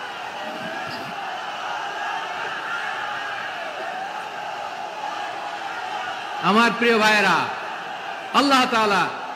আল্লাহ তাআলা তিনটা জিনিসের যেমনি আদেশ করেছেন, অনুরূপভাবে তিনটা বিষয় তিনি বারণ করেছেন, নিষেধ করেছেন। ওগুলোর কাছেও যাওয়া যাবে। শুনবেন। রাব্বুল আলামিন বলেন, ওয়ায়ানহা আনিল ফাহশাই ওয়াল মুনকারি ওয়াল বাগি। আমি যেমনি তিনটি বিষয়ে আদেশ করলাম, অনুরূপভাবে তিনটি বিষয়ে বারণ করলাম, নিষেধ করলাম। আমার 1 নাম্বার নিষেধাজ্ঞা হলো অশ্লীলতার প্রতি। ফাহশা, ওয়ায়ানহা আনিল ফাহশা, আল্লাহ তাআলা অশ্লীলতাকে নিষেধ করেছেন। কোন জিনিসকে? সবাই বলুন, কোন জিনিসকে? যত ধরনের, যত টাইপের, যত ক্যাটাগরির অশ্লীলতা হতে পারে, সব অশ্লীলতাকে হারাম করেছেন কে? ফাহশা মানে কি? কথায়, কাজে, আচরণে, কমেন্ট, ফেসবুকের কমেন্টসে যত ধরনের নোংরামো আছে, যত ধরনের অশ্লীলতা আছে, এটাকে আরবিতে বলে ফাহশা। এটাকে কি বলে? রাব্বুল আলামিন বলেন, কুল ইন্নামা হারামা রাব্বিয়াল ফাওয়াহিশা মা যাহারা মিনহা ওয়া মা বাতান। ও নবী, আপনি বলে দেন, আমার রব প্রকাশ্য, অপ্রকাশ্য, স্পষ্ট কিংবা অস্পষ্ট, দৃশ্যমান কিংবা অদৃশ্যমান সব অশ্লীলতাকে হারাম করেছেন। সব ধরনের অশ্লীলতা হারাম, সব ধরনের। আল্লাহ তাআলা আমাদেরকে অশ্লীলতা থেকে বাঁচান, অশ্লীলতা থেকে তিনি আমাদেরকে হেফাজত করুক। পড়েন আমিন। এবার বলেন, আমাদের সমাজে অশ্লীলতা আছে না নাই? চট্টগ্রামে নাই? আমি কই নাই, ওনারা বলে আছে। দেখছেন, আমি সামহাও বাঁচায় দেওয়ার ট্রাই করতেছি, ওনারা বলে আছে। অশ্লীলতা নানা ভাবে, নানা নামে, নানা মোড়কে আমাদের সমাজে আছে না নাই? সংস্কৃতির নামে, ফ্যাশনের নামে, বিনোদনের নামে, উপন্যাসের নামে, কনসার্টের নামে অশ্লীলতা আছে না নাই? আপনি দেখেছেন কনসার্টগুলোর অবস্থা? এই যে আতিফ আসলাম যে আসছে আমাদের দেশে, তারপর কে কে আসছে, আমাদের তরুণ তরুণীরা, আমাদের যুবক যুবতীরা, আমাদের জেনজিরা, কি অবস্থা ওইখানে? হ্যাঁ, কি অবস্থা? কে বাঁচাবে ওদের? কে রক্ষা করবে ওদের ইমানের, ওদের চরিত্রের হেফাজতের গ্যারান্টি কে দিবে? কনসার্টের নামে অশ্লীলতা আছে না নাই? ছেলে মেয়ে একে অপরকে জড়ায় ধরতেছে, একে অপরকে চুমো খাচ্ছে, প্রকাশ্যে, দিবালোকে, গণমানুষের সামনে। আল্লাহ তাআলা এই অশ্লীলতা থেকে আমাদেরকে বেঁচে থাকতে বলেছেন, বেঁচে থাকতে বলেছেন। রূপালী জগতের নামে অশ্লীলতা আছে না নাই? এই টার্মটা আপনারা জানেন না? রূপালী জগৎ কি জগৎ? আসলে কি রূপালী জগৎ না অন্ধকার জগৎ? আমার বোনেরা, আপনাদেরকে যে কি বলে তারা বুঝায়, রূপালী জগৎ শুনেই আপনি ভরকে যাবেন না। রূপালী জগতে যে নারী যত বেশি উলঙ্গ, সে নাকি তত বেশি সাহসী। জানেন, বলে এটা একটা সাহসী নারী, খুব সাহসী পদক্ষেপ তার। যত বেশি শরীর থেকে কাপড় নামাতে পারবে, যত বেশি বস্ত্রহীন হয়ে নিজেকে প্রেজেন্ট করতে পারবে, সে নাকি তত বেশি সাহসী। আমার চট্টলার ভাইয়েরা, শয়তানের প্রথমে এজেন্ডা ছিল বনি আদমকে বস্ত্রহীন করা। সে আদম এবং হাওয়া আলাইহিস সালামকে নিষিদ্ধ গাছের ফল খাইয়ে তাদেরকে বস্ত্রহীন করেছে। এই জামিনেও সে আমাদেরকে বস্ত্রহীন করতে চাইবে। এই রূপালী জগতের নামে তারা এটা করে। আমার প্রিয় বোনেরা, আপনি জানেন না আপনার দাম কত। ওরা আপনাদেরকে বিজ্ঞাপনের সস্তা পণ্য বানাতে চায়। ওরা আপনাদেরকে ওদের ভোগের লিপসার টুলস বানাতে চায়।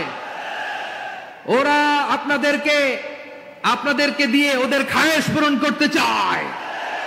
এটা আপনাদের জন্য মোটেও ডিগনিটি নয়, এটা আপনাদের জন্য সম্মান নয়।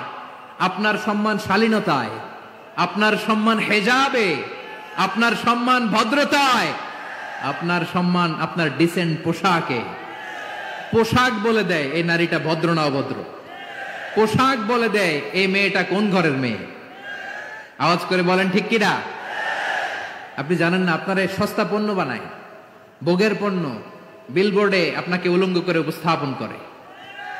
এই অশ্লীলতার সাথে ইসলামের কোন সম্পর্ক। এজন্য আল্লাহ বলেন, আমি অশ্লীলতাকে হারাম করেছি। অশ্লীলতাকে হারাম করার প্রথম কারণ হলো এর মাধ্যমে মানবতাকে অপমানিত করা হয়। কারণ মানুষের সম্মান মানুষের পোশাকে। মানুষ যখন পোশাকহীন হয়ে যায়, বস্ত্রহীন হয়ে যায়, তার সম্মান কমে যায়, ঠিক কিনা? অশ্লীলতাকে হারাম করার প্রথম কারণ হচ্ছে মানুষ মানুষকে অপমান করে। একটা নারী, সে তো সম্মানিত, নারী যে কত সম্মানিত নারীরা এটা বুঝেই নাই। বিশ্বনবী বলেন, আর দুনিয়া কুল্লুহা মাতা ওয়া খায়রু মাতা'আদ দুনিয়া আল মারআতুস সালিহা। আমার বোনেরা, 5টা প্যান্ডেলে আপনারা এলইডিতে আমার আলোচনা শুনছেন, আমি জানি। আপনাদের এই গর্ভ যে কত দামি আপনি জানেন না। আপনার পেট থেকেই আসবে আগামী দিনের সালাহুদ্দিন আল আইয়ুবী। আপনার পেট থেকেই আসবে অনাগত দিনের ইমাম মাহদী আল মুনতাযর। আপনার পেট থেকেই আসবে অনাগত দিনের ফয়সাল, ওয়াসিম, মুগ্ধ, আবু সাইদের মতো বীর যোদ্ধা।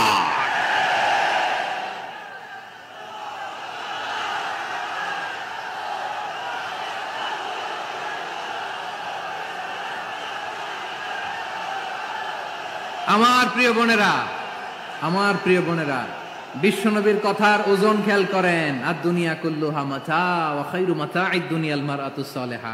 দুনিয়ার সবকিছুই অ্যাসেট, এর মধ্যে সবচেয়ে দামি অ্যাসেট নেককার নারী। আপনার গর্ভ যে কত দামি আপনি জানেন না। নিজের সময়টাকে কাজে লাগান, কোরআন পড়েন, সুন্নাহ পড়েন। আপনার অনেক দায়িত্ব ঘরে। You are the MD of your family. একটা family it's a very big institution. পরিবার একটা অনেক বড় প্রতিষ্ঠান। And you are the MD of your institution. আপনি এই পরিবারের MD, managing director of your family. এখানে আপনার কত দায়িত্ব। আপনি ছেলে মেয়েদেরকে তারবিয়া করবেন। আপনি আপনার স্বামীর জন্য ঘরটারে জান্নাতের নীড় বানাবেন। আপনার জন্য জান্নাতের ডুপ্লেক্স বাড়ি ওইখানে তৈরি করে রাখবে কে? আপনি যে কত দামি আপনি জানেন না। নারীদেরকে আল্লাহ বানিয়েছেন উচ্চতর করে, নিম্নতর নয়। নারীদেরকে ছোট্ট জিনিস দিলে এটারে বড় করে দেয়। নারীদেরকে ভ্রূণ দিলে, শুক্রাণু দিলে নারী এটারে বাচ্চা হিসেবে উপহার দেয়, ঠিক কিনা? বিয়ের মাধ্যমে স্বামী যখন তার শুক্রাণু তার স্ত্রীকে উপহার দেয়, স্ত্রী রিটার্নে কি উপহার দেয়? ফুল ফর্ম বেবি, মানব সন্তান। দেখছেন, আপনি দিলেন একটুকুনি, দিছে বিশাল। আপনি যদি নারীকে বাজার এনে দেন, নারী এটাকে সুস্বাদু খাবারে রূপান্তর করে দেয়। আপনি তাকে একটা মুচকি হাসি দিয়ে দেন, সে তার কলিজা দিয়ে দেয়। কিন্তু যদি আপনি তার মনে কষ্ট দেন, সে আপনার জীবনকে জাহান্নাম বানায়া দেয়।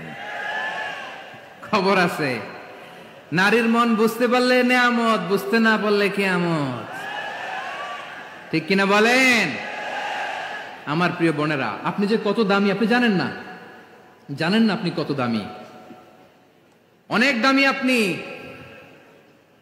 আপনাদেরকে যেন ভোগের সস্তা পণ্য বানাতে না পারে, আপনাদেরকে সচেতন থাকতে হবে, সজাগ থাকতে হবে, কনসার্ন থাকতে হবে। শয়তানের ওই হাতছানির দিকে আর নজর দেওয়া যাবে না। তাহলে কেন আল্লাহ তাআলা এই ফাহশা, অশ্লীলতাকে হারাম করলেন? 1 নাম্বার, এতে হিউম্যান ডিগনিটি কমে। 2 নাম্বার, এতে মানুষের অধিকার নষ্ট হয়। আপনি বিয়ে করেছেন, এরে পরকিয়া করেন, ওর সাথে এরকম আছে না নাই? স্ত্রীর অধিকার নষ্ট করেছেন। আপনি বিবাহ সম্পর্কে আবদ্ধ হয়েছেন তার সাথে, আপনি পরকিয়া করেন ওই ছেলের সাথে, আপনি আপনার হাজবেন্ডের সাথে বিট্রে করেছেন। এজন্য আল্লাহ অশ্লীলতাকে হারাম করেছেন। অশ্লীলতাকে হারাম করার আরেকটা কারণ হচ্ছে আল্লাহ তাআলা এই হিউম্যান জেনারেশনকে, এটাকে প্রিজার্ভ করতে চায়। হিফজুন নাসল, এটা মাকাসিদুশ শরিয়ার অনেক গুরুত্বপূর্ণ একটা মাকাসিদ, অনেক গুরুত্বপূর্ণ। আপনার নাসল, আপনার জেনারেশনকে সংরক্ষণ করা। এই যে আসতেছে ফেব্রুয়ারি, কত ফেব্রুয়ারি জানো? এটা কি বিশ্ব ভালোবাসা দিবস? হ্যাঁ, কি দিবস? এই বিশ্ব ভালোবাসা দিবসের সাথে মুসলমানদের কোনো সম্পর্ক নাই। আমার প্রিয় ভাইরা, এই যে আপনি অবৈধ সম্পর্কে জড়ালেন, কেন আল্লাহ অশ্লীলতাকে হারাম করেছে দেখেন। বলতেছিলাম যে এটা আপনার নাসল, আপনার জেনারেশন, আপনার লিনিয়েজ, আপনার বংশকে প্রিজার্ভ করা। কে কার বাবা, কে কার মা, বাবা মা জানা, প্রজন্মকে প্রিজার্ভ করা, এটা ইসলাম ওয়াজিব করে দিয়েছে। এই যে অবৈধ সম্পর্কের কারণে, বিশ্ব বেহায়া দিবসের কারণে এগুলোর আউটপুট হিসেবে মাঝে মাঝে ঢাকা মেডিকেলের ডাস্টবিনে নবজাতকের বাচ্চার কান্নার আওয়াজ শুনতে পাওয়া যায়। চট্টগ্রাম মেডিকেলের ডাস্টবিনে নবজাতকের কান্না শুনতে পাওয়া যায়। বীর চট্টলার মুসলমানেরা বুঝতে পারলে আওয়াজ করে বলেন, এই যে চট্টগ্রাম মেডিকেলে যে নবজাতকটা পাওয়া গেল, ওর বাবাকে আমাকে বলেন, ওর বাবাকে, ওর মাকে, ও কোন ফ্যামিলির সন্তান কেউ জানে? আপনি হিউম্যান ডিগনিটিকে অপমান করেছেন না? আপনি তার ভবিষ্যৎকে অন্ধকার করেছেন না? আপনি তার লিনিয়েজকে প্রশ্নবিদ্ধ করে দিয়েছেন না? এই জন্য আল্লাহ তাআলা অশ্লীলতাকে আমাদের জন্য হারাম করে দিয়েছেন। পড়েন সুবহানাল্লাহ। এই জন্য রাব্বুল আলামিন বলেন, কুল ইন্নামা হারামা রাব্বিয়াল ফাওয়াহিশা মা যাহারা মিনহা ওয়া মা বাতান। প্রকাশ্য অপ্রকাশ্য সব অশ্লীলতাকে হারাম ঘোষণা করে দিয়েছে কে? আবার দুনিয়ার বুকে যারা অশ্লীলতার প্রসার করে তাদের জন্য শাস্তি মজুদ রেখেছে কে? রব্বুল আলামিন বলেন, ইন্নাল্লাযীনা ইউহিব্বুনা আন তাশিআল ফাহিশাতু ফিল্লাযীনা আমানু লাহুম আযাবুন আলীমুন ফিদ দুনিয়া ওয়াল আখিরাতি ওয়াল্লাহু ইয়ালামু ওয়া আনতুম লা তা'লামুন। নিশ্চয়ই যারা বিশ্বাসীদের মাঝে অশ্লীলতার প্রচার প্রসার করতে চায় তাদের জন্য আমি মর্মন্তুদ শাস্তি প্রস্তুত করে রেখেছি, দুনিয়াতেও রেখেছি, আখিরাতেও রেখেছি। ঘোষণাটা কার? যারাই নাটকের নামে, সিনেমার নামে, রূপালী জগতের নামে, মুভির নামে, ওটিটি প্ল্যাটফর্মের নামে আমার সমাজে অশ্লীলতা ছড়াতে চায় তাদের জন্য কঠিন মর্মন্তুদ শাস্তি মজুদ রেখে দিয়েছে কে? ও আমার বোনেরা, এখনো আপনি জাগবেন না? এখনো আপনার চিন্তার দুয়ারে এখনো নাড়া পড়ে নাই? ওরা আপনাকে উলঙ্গ বানাতে চায়, ওরা আপনাকে আইটেম গার্ল বানাতে চায়। এজন্য ইসলাম অশ্লীলতাকে হারাম করেছে। হারাম। ইসলাম বলেছে যোজন যোজন দূরে থাকো, ওরা বলে না কাছে আসো, কাছে আসার গল্প, ক্লোজ আপ ওয়ান, কাছে আসার গল্প আছে না নাই? চট্টগ্রামে তো এগুলো নাই মাশাআল্লাহ। হ্যাঁ, এখানেও আছে ক্লোজ আপ ওয়ান, কাছে আসার গল্প। আল্লাহ বলেন ওয়ালা তাকরাবুজ জিনা, কাছেও এসো না, জিনা থেকে যোজন যোজন কিলো দূরে থাকো, ওরা বলে কাছে আসার গল্প। আমার বীর চট্টলার ভাইয়েরা, কাছে আসতে হলে আমরা কোরআনের কাছে আসব, কাছে আসতে হলে নবীর কাছে আসব, কাছে আসার গল্প হবে আমার রবের কাছে আসার গল্প। চিল্লায় বলো ঠিক কিনা?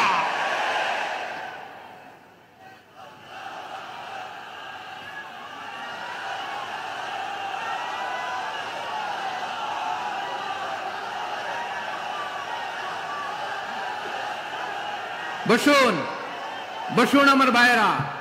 তাহলে অশ্লীলতার সাথে আমাদের কোনো সম্পর্ক? সবাই বলতে পারেননি, আওয়াজ করে বলুন, অশ্লীলতার সাথে আমাদের কোনো সম্পর্ক? আমরা এই সমস্ত ক্লোজ আপ ওয়ান, কাছে আসার গল্পের প্রোগ্রামে যাব? আমরা কোন ধরনের অশ্লীল কন্টেন্ট সোশ্যাল মিডিয়ায়, টিভিতে দেখব? কি যুগ যে আমরা কাটাচ্ছি আপনি কল্পনা করতে পারবেন না। পর্ন ইন্ডাস্ট্রি, নারী পুরুষের বস্ত্রহীন যুগল দৃশ্য, এটাকে দিয়ে ওরা কোটি ডলারের ইন্ডাস্ট্রি বানিয়েছে। পুরো মানব ইতিহাসে এরকম জঘন্য সময় মানব ইতিহাস পার করে নাই। পর্ন এটা ইন্ডাস্ট্রি হয়ে গেছে। আমাদের এই যুবকগুলো, জেনজিগুলো, ওদের চরিত্র বাঁচাবে কি করে? কেমন করে হেফাজত করবে ওদের এই মূল্যবান চরিত্র? আমার প্রিয় ভাইয়েরা, এই অশ্লীলতার দ্য লেটেস্ট ভার্সন হচ্ছে LGBTQ, শরীফ থেকে শরীফা। শুনছেন আপনারা? দেখতে পুরুষ, আসলেই পুরুষ, সুস্থ একজন পুরুষ, 4 সন্তানের বাবা, বলে আমি মনে মনে নারী। দেখতে নারী, সুস্থ নারী, আসলেই সে দিব্যি একজন নারী, বলে আমি মনে মনে পুরুষ। সবচেয়ে ভয়ঙ্কর অশ্লীলতার সবচাইতে লেটেস্ট ভার্সন হচ্ছে এই ট্রান্সজেন্ডারিজম। সুস্থ পুরুষ তার বায়োলজিক্যাল গ্রোথকে হরমোন দিয়ে স্টপ করে দিয়ে সে সার্জারি করে নারী হতে চায়, সুস্থ নারী পুরুষ হতে চায়। পুরুষের প্রতি সেক্সুয়ালি আকর্ষণ বোধ করে, এটা লূত আলাইহিস সালামের কওমের মধ্যে ছিল। এটাকেও আল্লাহ কোরআনে ফাহিশা বলেছেন। ওয়ালুতান ইয قال لقومه أتأتون الفاحشة ما سبقكم بها من أحد من العالمين। লূত আলাইহিস সালাম বললেন, তোমরা কি এমন এক অশ্লীল কার্যক্রমে ডুব দিলে নাকি যেটা গোটা বিশ্বের কেউ কখনো করে নাই, তোমরাই প্রথম করেছো। পড়েন নাউযুবিল্লাহ। এই পশ্চিমের এই রোগ আমার দেশে যেন আসতে না পারে, আমাদের সজাগ থাকতে হবে। প্রিয় ভাইরা চিল্লায় বলেন ঠিক কিনা? পশ্চিমের অবস্থা ভয়ঙ্কর। পাশ্চাত্যে আমি যুক্তরাষ্ট্রে ছিলাম অনেকদিন, কয়েক মাস, বিভিন্ন স্টেটে ঘুরেছি। গার্ডিয়ানরা উদ্বিগ্ন, ছেলে মেয়েদেরকে, ছোট্ট ছেলে মেয়ে, ওদেরকে জিজ্ঞেস করে, তুমি how do you feel right now inside yourself? তুমি ভিতরে ভিতরে কেমন ফিল করো? তোমার কি ছেলে ছেলে লাগে না মেয়ে মেয়ে লাগে? আচ্ছা বলেন, এই ছোট্ট বাচ্চাটা ওকে এগুলো জেন্ডার অ্যাসাইনমেন্ট বলতে এগুলো কিছু বুঝে? এইভাবে মিসগাইড করা হচ্ছে। কৌতূহল বশত ছোট্ট ছেলে যদি বলে আমার তো মেয়ে মেয়ে লাগে, তখন বলে যে না তুমি মেয়ে, ছেলে না। মা বাবা বাধা দিলে ওকে আলাদা গভর্নমেন্ট হাউসে নিয়ে যায়। ভয়ঙ্করতম অবস্থা। আমরা একটা সময়ে শুনতাম যে হুজুর আমার ছেলেটা খুব ভালো, হাফেজে কোরআন, আল্লাহওয়ালা। হুজুর আমার ছেলে দাড়ি রাখছে, আল্লাহওয়ালা। হুজুর আমার ছেলে 5 ওয়াক্ত সালাত জামাতের সাথে পড়ে, তার মানে আল্লাহওয়ালা। পশ্চিমে যে আমি কি শুনছি জানেন? ওরা বলে হুজুর আমার ছেলেটা ইউনিভার্সিটির একটা মেয়ের সাথে প্রেম করে, ও খুব আল্লাহওয়ালা, হুজুর দোয়া করবেন। এর কারণ ওদের কাছে আল্লাহওয়ালার ক্রাইটেরিয়া হচ্ছে হুজুর আমার ছেলেটা আরেক ছেলের পছন্দ করে নাই, আমার মেয়েটা আরেক মেয়েকে ভালোবাসে নাই, এজন্য আমার ছেলেটা আল্লাহওয়ালা, হুজুর ওর জন্য একটু দোয়া করে দিয়েন। কি চ্যালেঞ্জ ওরা ফেস করতেছে। ওনার ছেলে যে আরেক ছেলেরে বিয়ে করবে না, এটাতেই উনি খুশি যে আলহামদুলিল্লাহ আমার ছেলেটা একটা মেয়েরে ভালোবাসে, আমার মেয়েটা একটা ছেলেরে ভালোবাসে, মানে এটা খুব আল্লাহওয়ালা। নাউজুবিল্লাহ পড়তে পারলেন না? এজন্য অশ্লীলতার সাথে আমাদের কোনো সম্পর্ক। রাব্বুল আলামিন বলেন ওয়ায়ানহা আনিল ফাহশাই ওয়াল মুনকারি ওয়াল বাগি। তিনটা জিনিসকে আমি নিষিদ্ধ করলাম। এক নাম্বার হলো ফাহশা, অশ্লীলতা। 2 নম্বরে হলো মুনকার, সমস্ত মন্দ কাজ। আপনাদের মনোযোগ আছে না? শেষ করে দিব? আর 2-1 মিনিট শুনবেন? আচ্ছা বলি তাহলে, আর 2-1 মিনিট। তাহলে নিষেধাজ্ঞা জারি করেছেন 3টা জিনিসের উপর। 1 নাম্বার কি? ফাহশা, অশ্লীলতা। 2 নাম্বার মুনকার।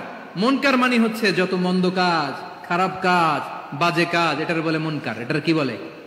আপনারা পড়ছেন না তা'মুরুনা বিল মা'রুফি ওয়া তানহাউনা আনিল মুনকার। ভালো কাজের আদেশ, সৎ কাজের আদেশ, অসৎ কাজের নিষেধ। মুনকার, মুনকার হচ্ছে মানুষের স্বাভাবিক বিবেকবোধ যেটাকে খারাপ বলে, ওইটাই মুনকার।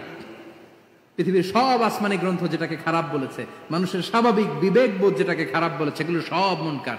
যেমন ইফটিজিং, এটা কি ভালো না খারাপ? মজুদদারি, খাদ্যে ভেজাল দেওয়া, ওজনে কম দেওয়া, মাছে ফরমালিন মিশানো, চাঁদাবাজি, টেন্ডারবাজি, দখলবাজি, এগুলো আমাদের স্বাভাবিক বিবেকেই বলে এগুলো খারাপ, এগুলো হচ্ছে মুনকার। আল্লাহ তাআলা এই মুনকার থেকে আমাদেরকে বেঁচে থাকতে বলেন, আর শয়তান এই মুনকারের প্রতি আমাদেরকে উদ্বুদ্ধ করে। আল্লাহ তাআলা বললেন ইয়া আইয়ুহাল্লাযীনা আমানু লা তাত্তাবিউ খুতুওয়াতিশ শাইতান ومن يتبع خطوات الشيطان فإنه يأمر بالفحشاء والمنكر। আল্লাহ বললেন আমার গোলামেরা শোনো শোনো, ও আমার বিশ্বাসী বান্দারা খবরদার, তোমরা কশিনকালেও শয়তানের পদাঙ্ক অনুসরণ করবে না, কারণ শয়তান তোমাদেরকে অশ্লীলতা এবং মন্দ কাজের দিকে উদ্বুদ্ধ করে। আমাদের কাজ হচ্ছে শয়তান আমাদেরকে যেদিকে নিতে চায় আমরা তার উল্টা দিকে যাব, ঠিক কিনা বলে? শয়তান এই মন্দ কাজকে আমাদের কাছে বিউটিফাই করে, চাকচিক্যময় করে আমাদের সামনে উপস্থাপন করে। এজন্য আল্লাহ বলেন মুনকারকে থামাতে হবে, মুনকার প্রতিরোধ করতে হবে। মুনকার প্রতিরোধের দায়িত্ব শুধু আমাদের নাকি? শুধু আপনার খতিব সাহেবের, ইমাম সাহেবের, নাকি মুসলিম উম্মার সবার? আওয়াজ করে বলুন, মুনকার অসৎ কাজ প্রতিরোধের দায়িত্ব কার? রাব্বুল আলামিন বলেন কুনতুম খায়রা উম্মাতিন উখরিজাত লিন-নাসি তা'মুরুনা বিল মা'রুফি ওয়া তানহাউনা আনিল মুনকার। তোমাদেরকে শ্রেষ্ঠ জাতি করে জমিনের মধ্যে আবির্ভূত করা হয়েছে, যাতে করে তোমরা জমিনের ভেতরে সৎ কাজের আদেশ করতে পারো আর অসৎ কাজের নিষেধ করতে পারো। উম্মাহ কুনতুম খায়রা, তাহলে গোটা উম্মার দায়িত্ব, এটা বুঝতে পারছেন তো? আচ্ছা, আরো নিচে আসেন। এরপরে আল্লাহ বললেন শুধু উম্মাহ না, এই জমিনের রাজত্ব আমি যাদের হাতে দেই, এই জমিনের মালিক আমি যাদেরকে বানিয়ে দেই, যাদেরকে আমি সরকারের দায়িত্ব দেই, তাদেরকেও মুনকার প্রতিরোধের দায়িত্ব দিয়েছে কে? আল্লাহ বলেন যারা ক্ষমতার মসনদে বসেছে তাদেরকে 4 দফা কর্মসূচি আমি আল্লাহ দিলাম। আওয়াজ করে বলেন কয় দফা? আল্লাহ বলেন আল্লাযীনা ইম্মাক্কান্নাহুম ফিল আরদি আকামুস সালাতা ওয়া আতাউয যাকাতা ওয়া আমারু বিল মা'রুফি ওয়া নাহাউ আনিল মুনকার ওয়ালিল্লাহি আকিবাতুল উমুর। যারা এই জমিনের উত্তরাধিকার হয়েছে তারা 4 দফা কর্মসূচি নিয়ে সামনে আগাবা। সালাত কায়েম করবা, যাকাত আদায় করবা, সৎ কাজের আদেশ দিবা, অসৎ কাজ থেকে মুনকার প্রতিরোধ করবা। আদেশটা কার? আমার প্রিয় চট্টলার ভাইরা, পুরো উম্মার দায়িত্ব মুনকার প্রতিরোধ করা, সরকার প্রধানের দায়িত্ব মুনকার প্রতিরোধ করা। এরপর আল্লাহ বলেন প্রতিটা ফ্যামিলির যিনি প্রধান সিইও বাবা, প্রত্যেক বাবারও দায়িত্ব এই মুনকার প্রতিরোধ করা। আওয়াজ করে বলেন ঠিক কিনা? যেমনটি সাইয়েদনা লুকমান আলাইহিস সালাম ওনার কলিজার টুকরা সন্তানকে আদেশ করেছেন, ইয়া বুনাইয়া আকিমিস সালাতা ওয়া'মুর বিল মা'রুফি ওয়ানহা আনিল মুনকার। পড়েন সুবহানাল্লাহ। বাবা ছেলেকে সবক দিচ্ছে। কে সবক দিচ্ছে? কাকে? লুকমান আলাইহিস সালাম ছেলেকে বলতেছে, ওরে আমার কলিজার টুকরা সন্তান, ওরে আমার বাছা, নামাজ কায়েম করবা, সৎ কাজের আদেশ দিবা, আর মুনকার প্রতিরোধ করবা, অসৎ কাজ, সমাজ থেকে খারাপ কাজকে ঝেঁটে বিদায় করে দিবা। তাহলে দেখেন আমি স্টেপ বাই স্টেপ নামলাম। পুরা উম্মার দায়িত্ব, জমিনের উত্তরাধিকারী আল্লাহ যাদেরকে বানিয়েছেন সরকার, তাদের দায়িত্ব, প্রতিটি ফ্যামিলির প্রধানের দায়িত্ব। এরপরে বিশ্বনবী বলেন সচেতন প্রতিটি মুসলিমের দায়িত্ব সমাজ থেকে মুনকারকে উৎখাত করা। বিশ্বনবী বলেছেন মান রাআ মিনকুম মুনকারান ফালিয়ুগাইয়িরহু বিয়াদিহি ফাইন লাম ইয়াস্তাতি ফাবিলিসানিহি ওয়া ইন লাম ইয়াস্তাতি ফাবিকলবিহি ওয়া যালিকা আযআফুল ঈমান। সমাজে যে মুনকার দেখবে, খারাপ কাজ দেখবে, সে যেন হাত দিয়ে সেটাকে থামায়। কি দিয়ে? আপনাদের তো হাত নাই না? হাত আছে, হাত আছে।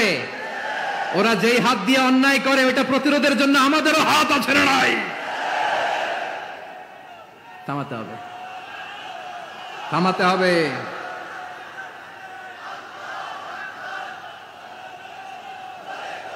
বসুন আমার প্রিয় ভাইরা, ওরা ওদের যে হাত দিয়ে টেন্ডারবাজি করে, চাঁদাবাজি করে, ইফটিজিং করে, দখলবাজি করে, যে হাত দিয়ে, ওই মুনকার থামায় দেওয়ার জন্য আল্লাহর দেয়া আমাদেরও 2টি হাত আছে না নাই? আমাদেরও হাত আছে। থামাইতে হবে, থামাইতে হবে, হিম্মত করতে হবে।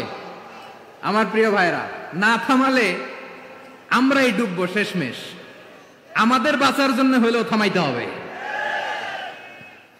রব্বুল আলামিন বলেন ওয়াত্তাকু ফিতনাতাল লা তুসিবান্নাল্লাযীনা যালামু মিনকুম খাসসা। ও আমার গোলামেরা, ওই আযাবকে ভয় করো যে আযাব যখন আমি জমিনের বুকে পাঠাই শুধু জালেমদেরকেই মারি না, আলেমদেরকেও মারি। আযাব যখন আসে তখন শুধু জালিমই মরে না, আলেমও মরে। জানেন মুসা আলাইহিস সালামের পায়ে একবার একটা লাল পোকা কামড় দিয়েছে, লাল পিঁপড়া। লাল পিঁপড়া কামড় দিলে খুব আরাম লাগে না? কি লাগে? হ্যাঁ, জলে না? লাল একটা পিঁপড়া কামড় দিছে, তো উনি রেগে মেগে পাশি দেখে লাল পিঁপড়ার বাসা, পা দিয়ে ডলে মুছে সবগুলো পিঁপড়া মেরে ফেলছে। এই ঘটনাটা আল্লাহ ঘটিয়েছেন এজন্য মুসা আলাইহিস সালাম ছিলেন কালিমুল্লাহ, সরাসরি আল্লাহর সাথে কথা বলতেন। তিনি আল্লাহকে জিজ্ঞেস করেছিলেন, আল্লাহ তুমি যখন কোন জনপদে আযাব পাঠাও শাস্তি দাও, ওখানকার শুধু জালেমরাই তো মরে না, ভালো মানুষগুলাও মরে, তো আযাব দিবা মুশরিকদের উপর দিবা, অবাধ্যদের উপর দিবা, ভালো মানুষগুলারে মারো কেন? আল্লাহ বললেন, মুসা তোমার যে কামড় দিছিল পায়ের মধ্যে পিঁপড়া, কয়টা পিঁপড়া? জোরে বলেন। একটা পিঁপড়া, সবগুলারে মারলা কেন? রেগে মেগে পুরো পিঁপড়ার বাসা ভেঙে মেসাকার করলা কেন? এই মুসা, আমি যখন অ্যাকশনে যাই, আমি যখন শাস্তি দেই, তখন এত বাস বিচার করা হয় না, বাস বিচার করা যায় না। যখন অ্যাকশনে যাওয়া হয়, ওইটা ডাইরেক্ট অ্যাকশন হয়ে যায়। চিল্লায় বলো ঠিক কি না? এজন্য আমাদের বাঁচার জন্য হলে ওই পাপ থামাতে হবে, এই শয়তানের অট্টহাসি থামাতে হবে, অন্যায় অপরাধ সমাজ থেকে আমাদের থামাতে হবে। কারণ আযাব আসলে ওরাও মরবে, আমরাও মরব। একটা জাহাজ 2 তলা, আপনি আছেন 2য় তলায়, শুনতেছেন? শুনতেছেন? জাহাজ কয় তলা? আপনি কোন তলায়? 2য় তলায়। নিচের তলার কিছু লোক জাহাজের তলা ছিদ্র করতে আরম্ভ করছে। কি ছিদ্র করতেছে? আচ্ছা, জাহাজের তলা ছিদ্র করলে তলা দিয়ে কি ঢুকে? এখন আপনি যদি বলেন আমার কি, আমি তো 2 তলায়, আমার কি, আমি তো সেফ, আমি ইন দ্য সেফ জোন, আমি তো ভালো আছি, আমি তো ভালো আছি, ওরা ছিদ্র করে ওরা মরবে। আসলে কি শুধু ওরা মরবে, নাকি তলা ফুটো হলে ভিতরে পানি ঢুকলে আপনারও শরীর সমাধি হবে?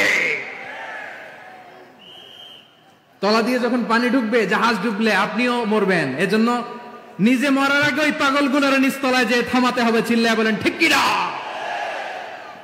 এজন্য আল্লাহ বললেন, মুনকার প্রতিরোধের দায়িত্ব সমাজের টপ টু বটম সবার। পুরো আম্মার দায়িত্ব, সরকার প্রধানের দায়িত্ব, প্রতিটি ফ্যামিলির প্রধান বাবার দায়িত্ব, বিশ্বনবী বললেন প্রতিটি সচেতন মুসলিমের দায়িত্ব। এজন্য মুনকার প্রতিরোধ করার দরকার আছে না নাই? সমাজে এই যে ইফটিজিং হয়, আপনার বোনের বয়সী একটা মেয়েকে কিছু বকাটে টিটকারি করে, এই বলে সেই বলে, নোংরা কথা বলে, রাস্তায় দেখেও আপনি পাশ দিয়ে না দেখার মতো চলে যান কেন? আপনি দাঁড়ান না কেন? আপনি দাঁড়ালেই তো থেমে যাবে, কারণ সত্যের যে শক্তি, তার সামনে মিথ্যা মুখ থুবড়ে পড়ে। আপনার সামনে ও কিছুই না, নাথিং। আপনি দাঁড়ান, ওকে প্রশ্ন করেন যে আমার বোনকে তুমি ডিস্টার্ব করো কেন? আপনাকে দেখে আরো 5 জন দাঁড়াবে, 5 জনকে দেখে আরো 10 জন দাঁড়াবে। আমাদের নীরবতা আর আমাদের নিশ্চুপ থাকাই জালিমদেরকে আরো শক্তিশালী জালিম বানিয়েছে। এজন্য মুনকার প্রতিরোধের দায়িত্ব আমাদের সবার। টেন্ডারবাজি, চাঁদাবাজি, দুর্নীতি, অপরাধ, দখলদারিত্ব, মজুদদারি, এগুলো সব কিছু একসাথে প্রতিরোধ করতে হবে। ঠিক কিনা বলেন? একটা মানবিক সমাজ যদি চাই, প্রতিরোধ করতে হবে। প্রিয় ভাইয়েরা, আল্লাহর শপথ নিয়ে বলি, এই নাসিহাত গুলো সবার জন্য, সব দলের জন্য, সব মতের মানুষের জন্য। আমরা কোনো দলের প্রতি মানুষকে ডাকি না, আমরা ডাকি ইসলামের দিকে। সব দলের, সব মতের, সব মানুষদেরকে আমরা আহ্বান জানাই, আসুন আমরা একটা সুন্দর সমাজ বিনির্মাণ করি। এই যে নতুন বাংলাদেশের এক সুযোগ এসেছে, আর জীবনে হয়তো আসবে না, সামনের 100 বছরে এই সময় আসবে না। আসুন দেশটাকে আমরা সাজাই, আসুন আমরা দুর্নীতি বন্ধ করি, আসুন আমরা চাঁদাবাজি বন্ধ করি, আসুন আমরা দখলদারিত্ব বন্ধ করি, আসুন আমরা এক দল আরেক দলকে নিশ্চিহ্ন করার যে রাজনীতি, এটা বন্ধ করি। সব দলের প্রতি আমার আহ্বান। আমি কিছুদিন আগে একটা নিউজ দেখলাম, ওই যে লন্ডনে বসে জনাব তারেক রহমান সাহেবকে আমি ধন্যবাদ দিতে চাই। উনি সংবাদ শোনা মাত্রই ওনার দলের অনেক চাঁদাবাজকে উনি বহিষ্কার করেছেন। I do appreciate. প্রতিটি দলের এরকম ইনিশিয়েটিভ নেওয়ার দরকার আছে না নাই? যে কোনো দলে এই প্র্যাকটিসটা থাকার দরকার আছে না নাই? চাঁদাবাজদের সাথে আপনারা নিজেদেরকে মুক্ত ঘোষণা করবেন যে এরা আমার দলের কর্মী হতে পারে না। আমরা চাঁদাবাজ মুক্ত বাংলাদেশ চাই, জুলুম মুক্ত বাংলাদেশ চাই, ফ্যাসিজম মুক্ত বাংলাদেশ চাই, গুণ খুন খারাপি মুক্ত বাংলাদেশ চাই। আমরা নতুন ভোরের বাংলাদেশ চাই। ওই বাংলাদেশ পাওয়ার জন্য মুনকার প্রতিরোধে, অন্যায় প্রতিরোধে যদি বাঘের বাচ্চার মতো, আবু সাইদের মতো 2 হাত উঁচু করে, বুককে টান টান করে প্রসারিত করে দাঁড়াতে হয়, রাজি আছো মুসলমান? কারা কারা রাজি? আল্লাহকে হাত দেখিয়ে প্রতিজ্ঞা করো।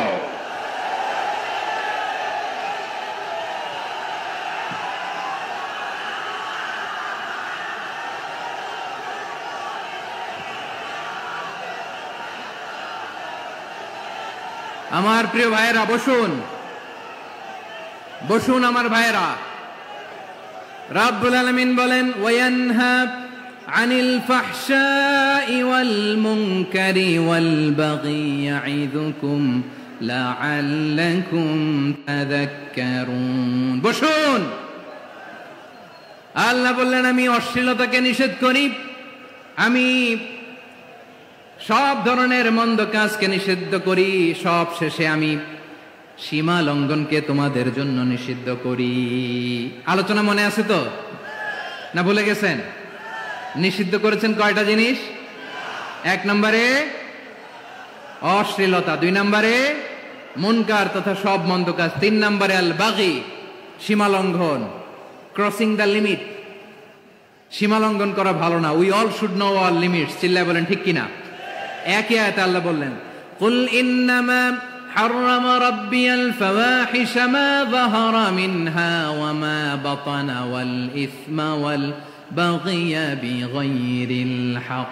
অন্যায় ভাবে যে অবাধ্য হয়, যে সীমা লঙ্ঘন করে, তাদেরকেও আমি এটা হারাম করে দিলাম। সীমা লঙ্ঘন করা হারাম, সীমা লঙ্ঘন করা হারাম। আল্লাহ বারবার আমাদেরকে ওয়ার্নিং দেয়। যখন আমরা থামি না তখন আল্লাহ ধরে, আর যখন ধরে তখন ছাড়ে না। ধরে না, ধরলে আল্লাহ। ফেরাউনকে কিন্তু হুট করে ধরে নাই, আপনারা জানেন 9 বার ওয়ার্নিং দিয়েছে। ফেরাউনকে আল্লাহ তাআলা ওয়ার্নিং দিয়েছিল কয়বার? বীর চট্টলার বীর সেনানীরা আওয়াজ করে বলেন ফেরাউনকে ধরার আগে ওয়ার্নিং দেয়া হয়েছিল কয়টা? রাব্বুল আলামিন বলেন ওয়ালাকাদ আতাইনা মূসা 9 আয়াতিন বাইয়িনাত। 9টা মুআজিজা দেখিয়েছি।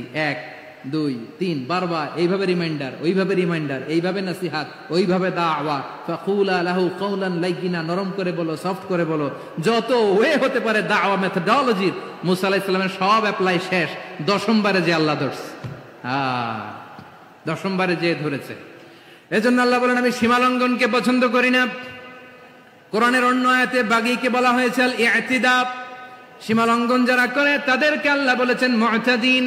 وقاتلوا في سبيل الله الذين يقاتلونكم ولا تعتدوا إن الله لا يحب المعتدين। আমি সীমা লঙ্ঘনকারীদেরকে কোশ্চেন কালেও পছন্দ করি না।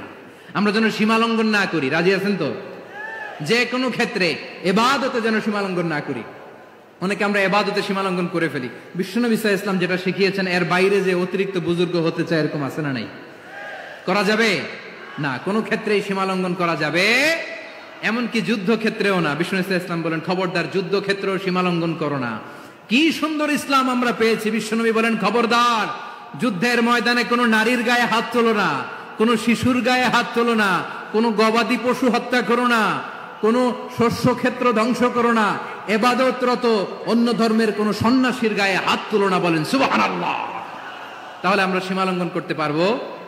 প্রিয় ভাইরা, একটা সুখী সমৃদ্ধ শান্তির সমাজ, মানবিক সমাজ যদি আমরা গঠন করতে চাই, আমাদের আল্লাহর দেয়া কয়টা আদেশ মানতে হবে বলেন দেখি? সবাই বলেন কয়টা? আর বেঁচে থাকতে হবে কয়টা জিনিস থেকে? আওয়াজ করে বলেন কয়টা? আচ্ছা, আদেশ নাম্বার 1 কি ছিল বলেন?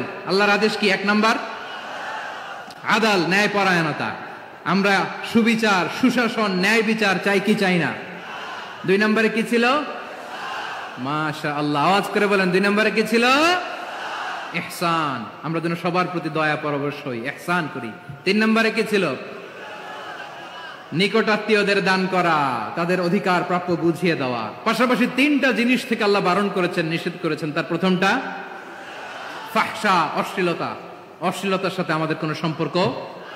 আজকের এই ঐতিহাসিক চট্টগ্রামের প্যারেড ময়দান থেকে আমরা যত ধরনের মা যাহারা মিনহা মা বাতান, প্রকাশ্য অপ্রকাশ্য, দৃশ্যমান অদৃশ্যমান, সব অশ্লীলতা থেকে নিজেদেরকে মুক্ত ঘোষণা করলাম।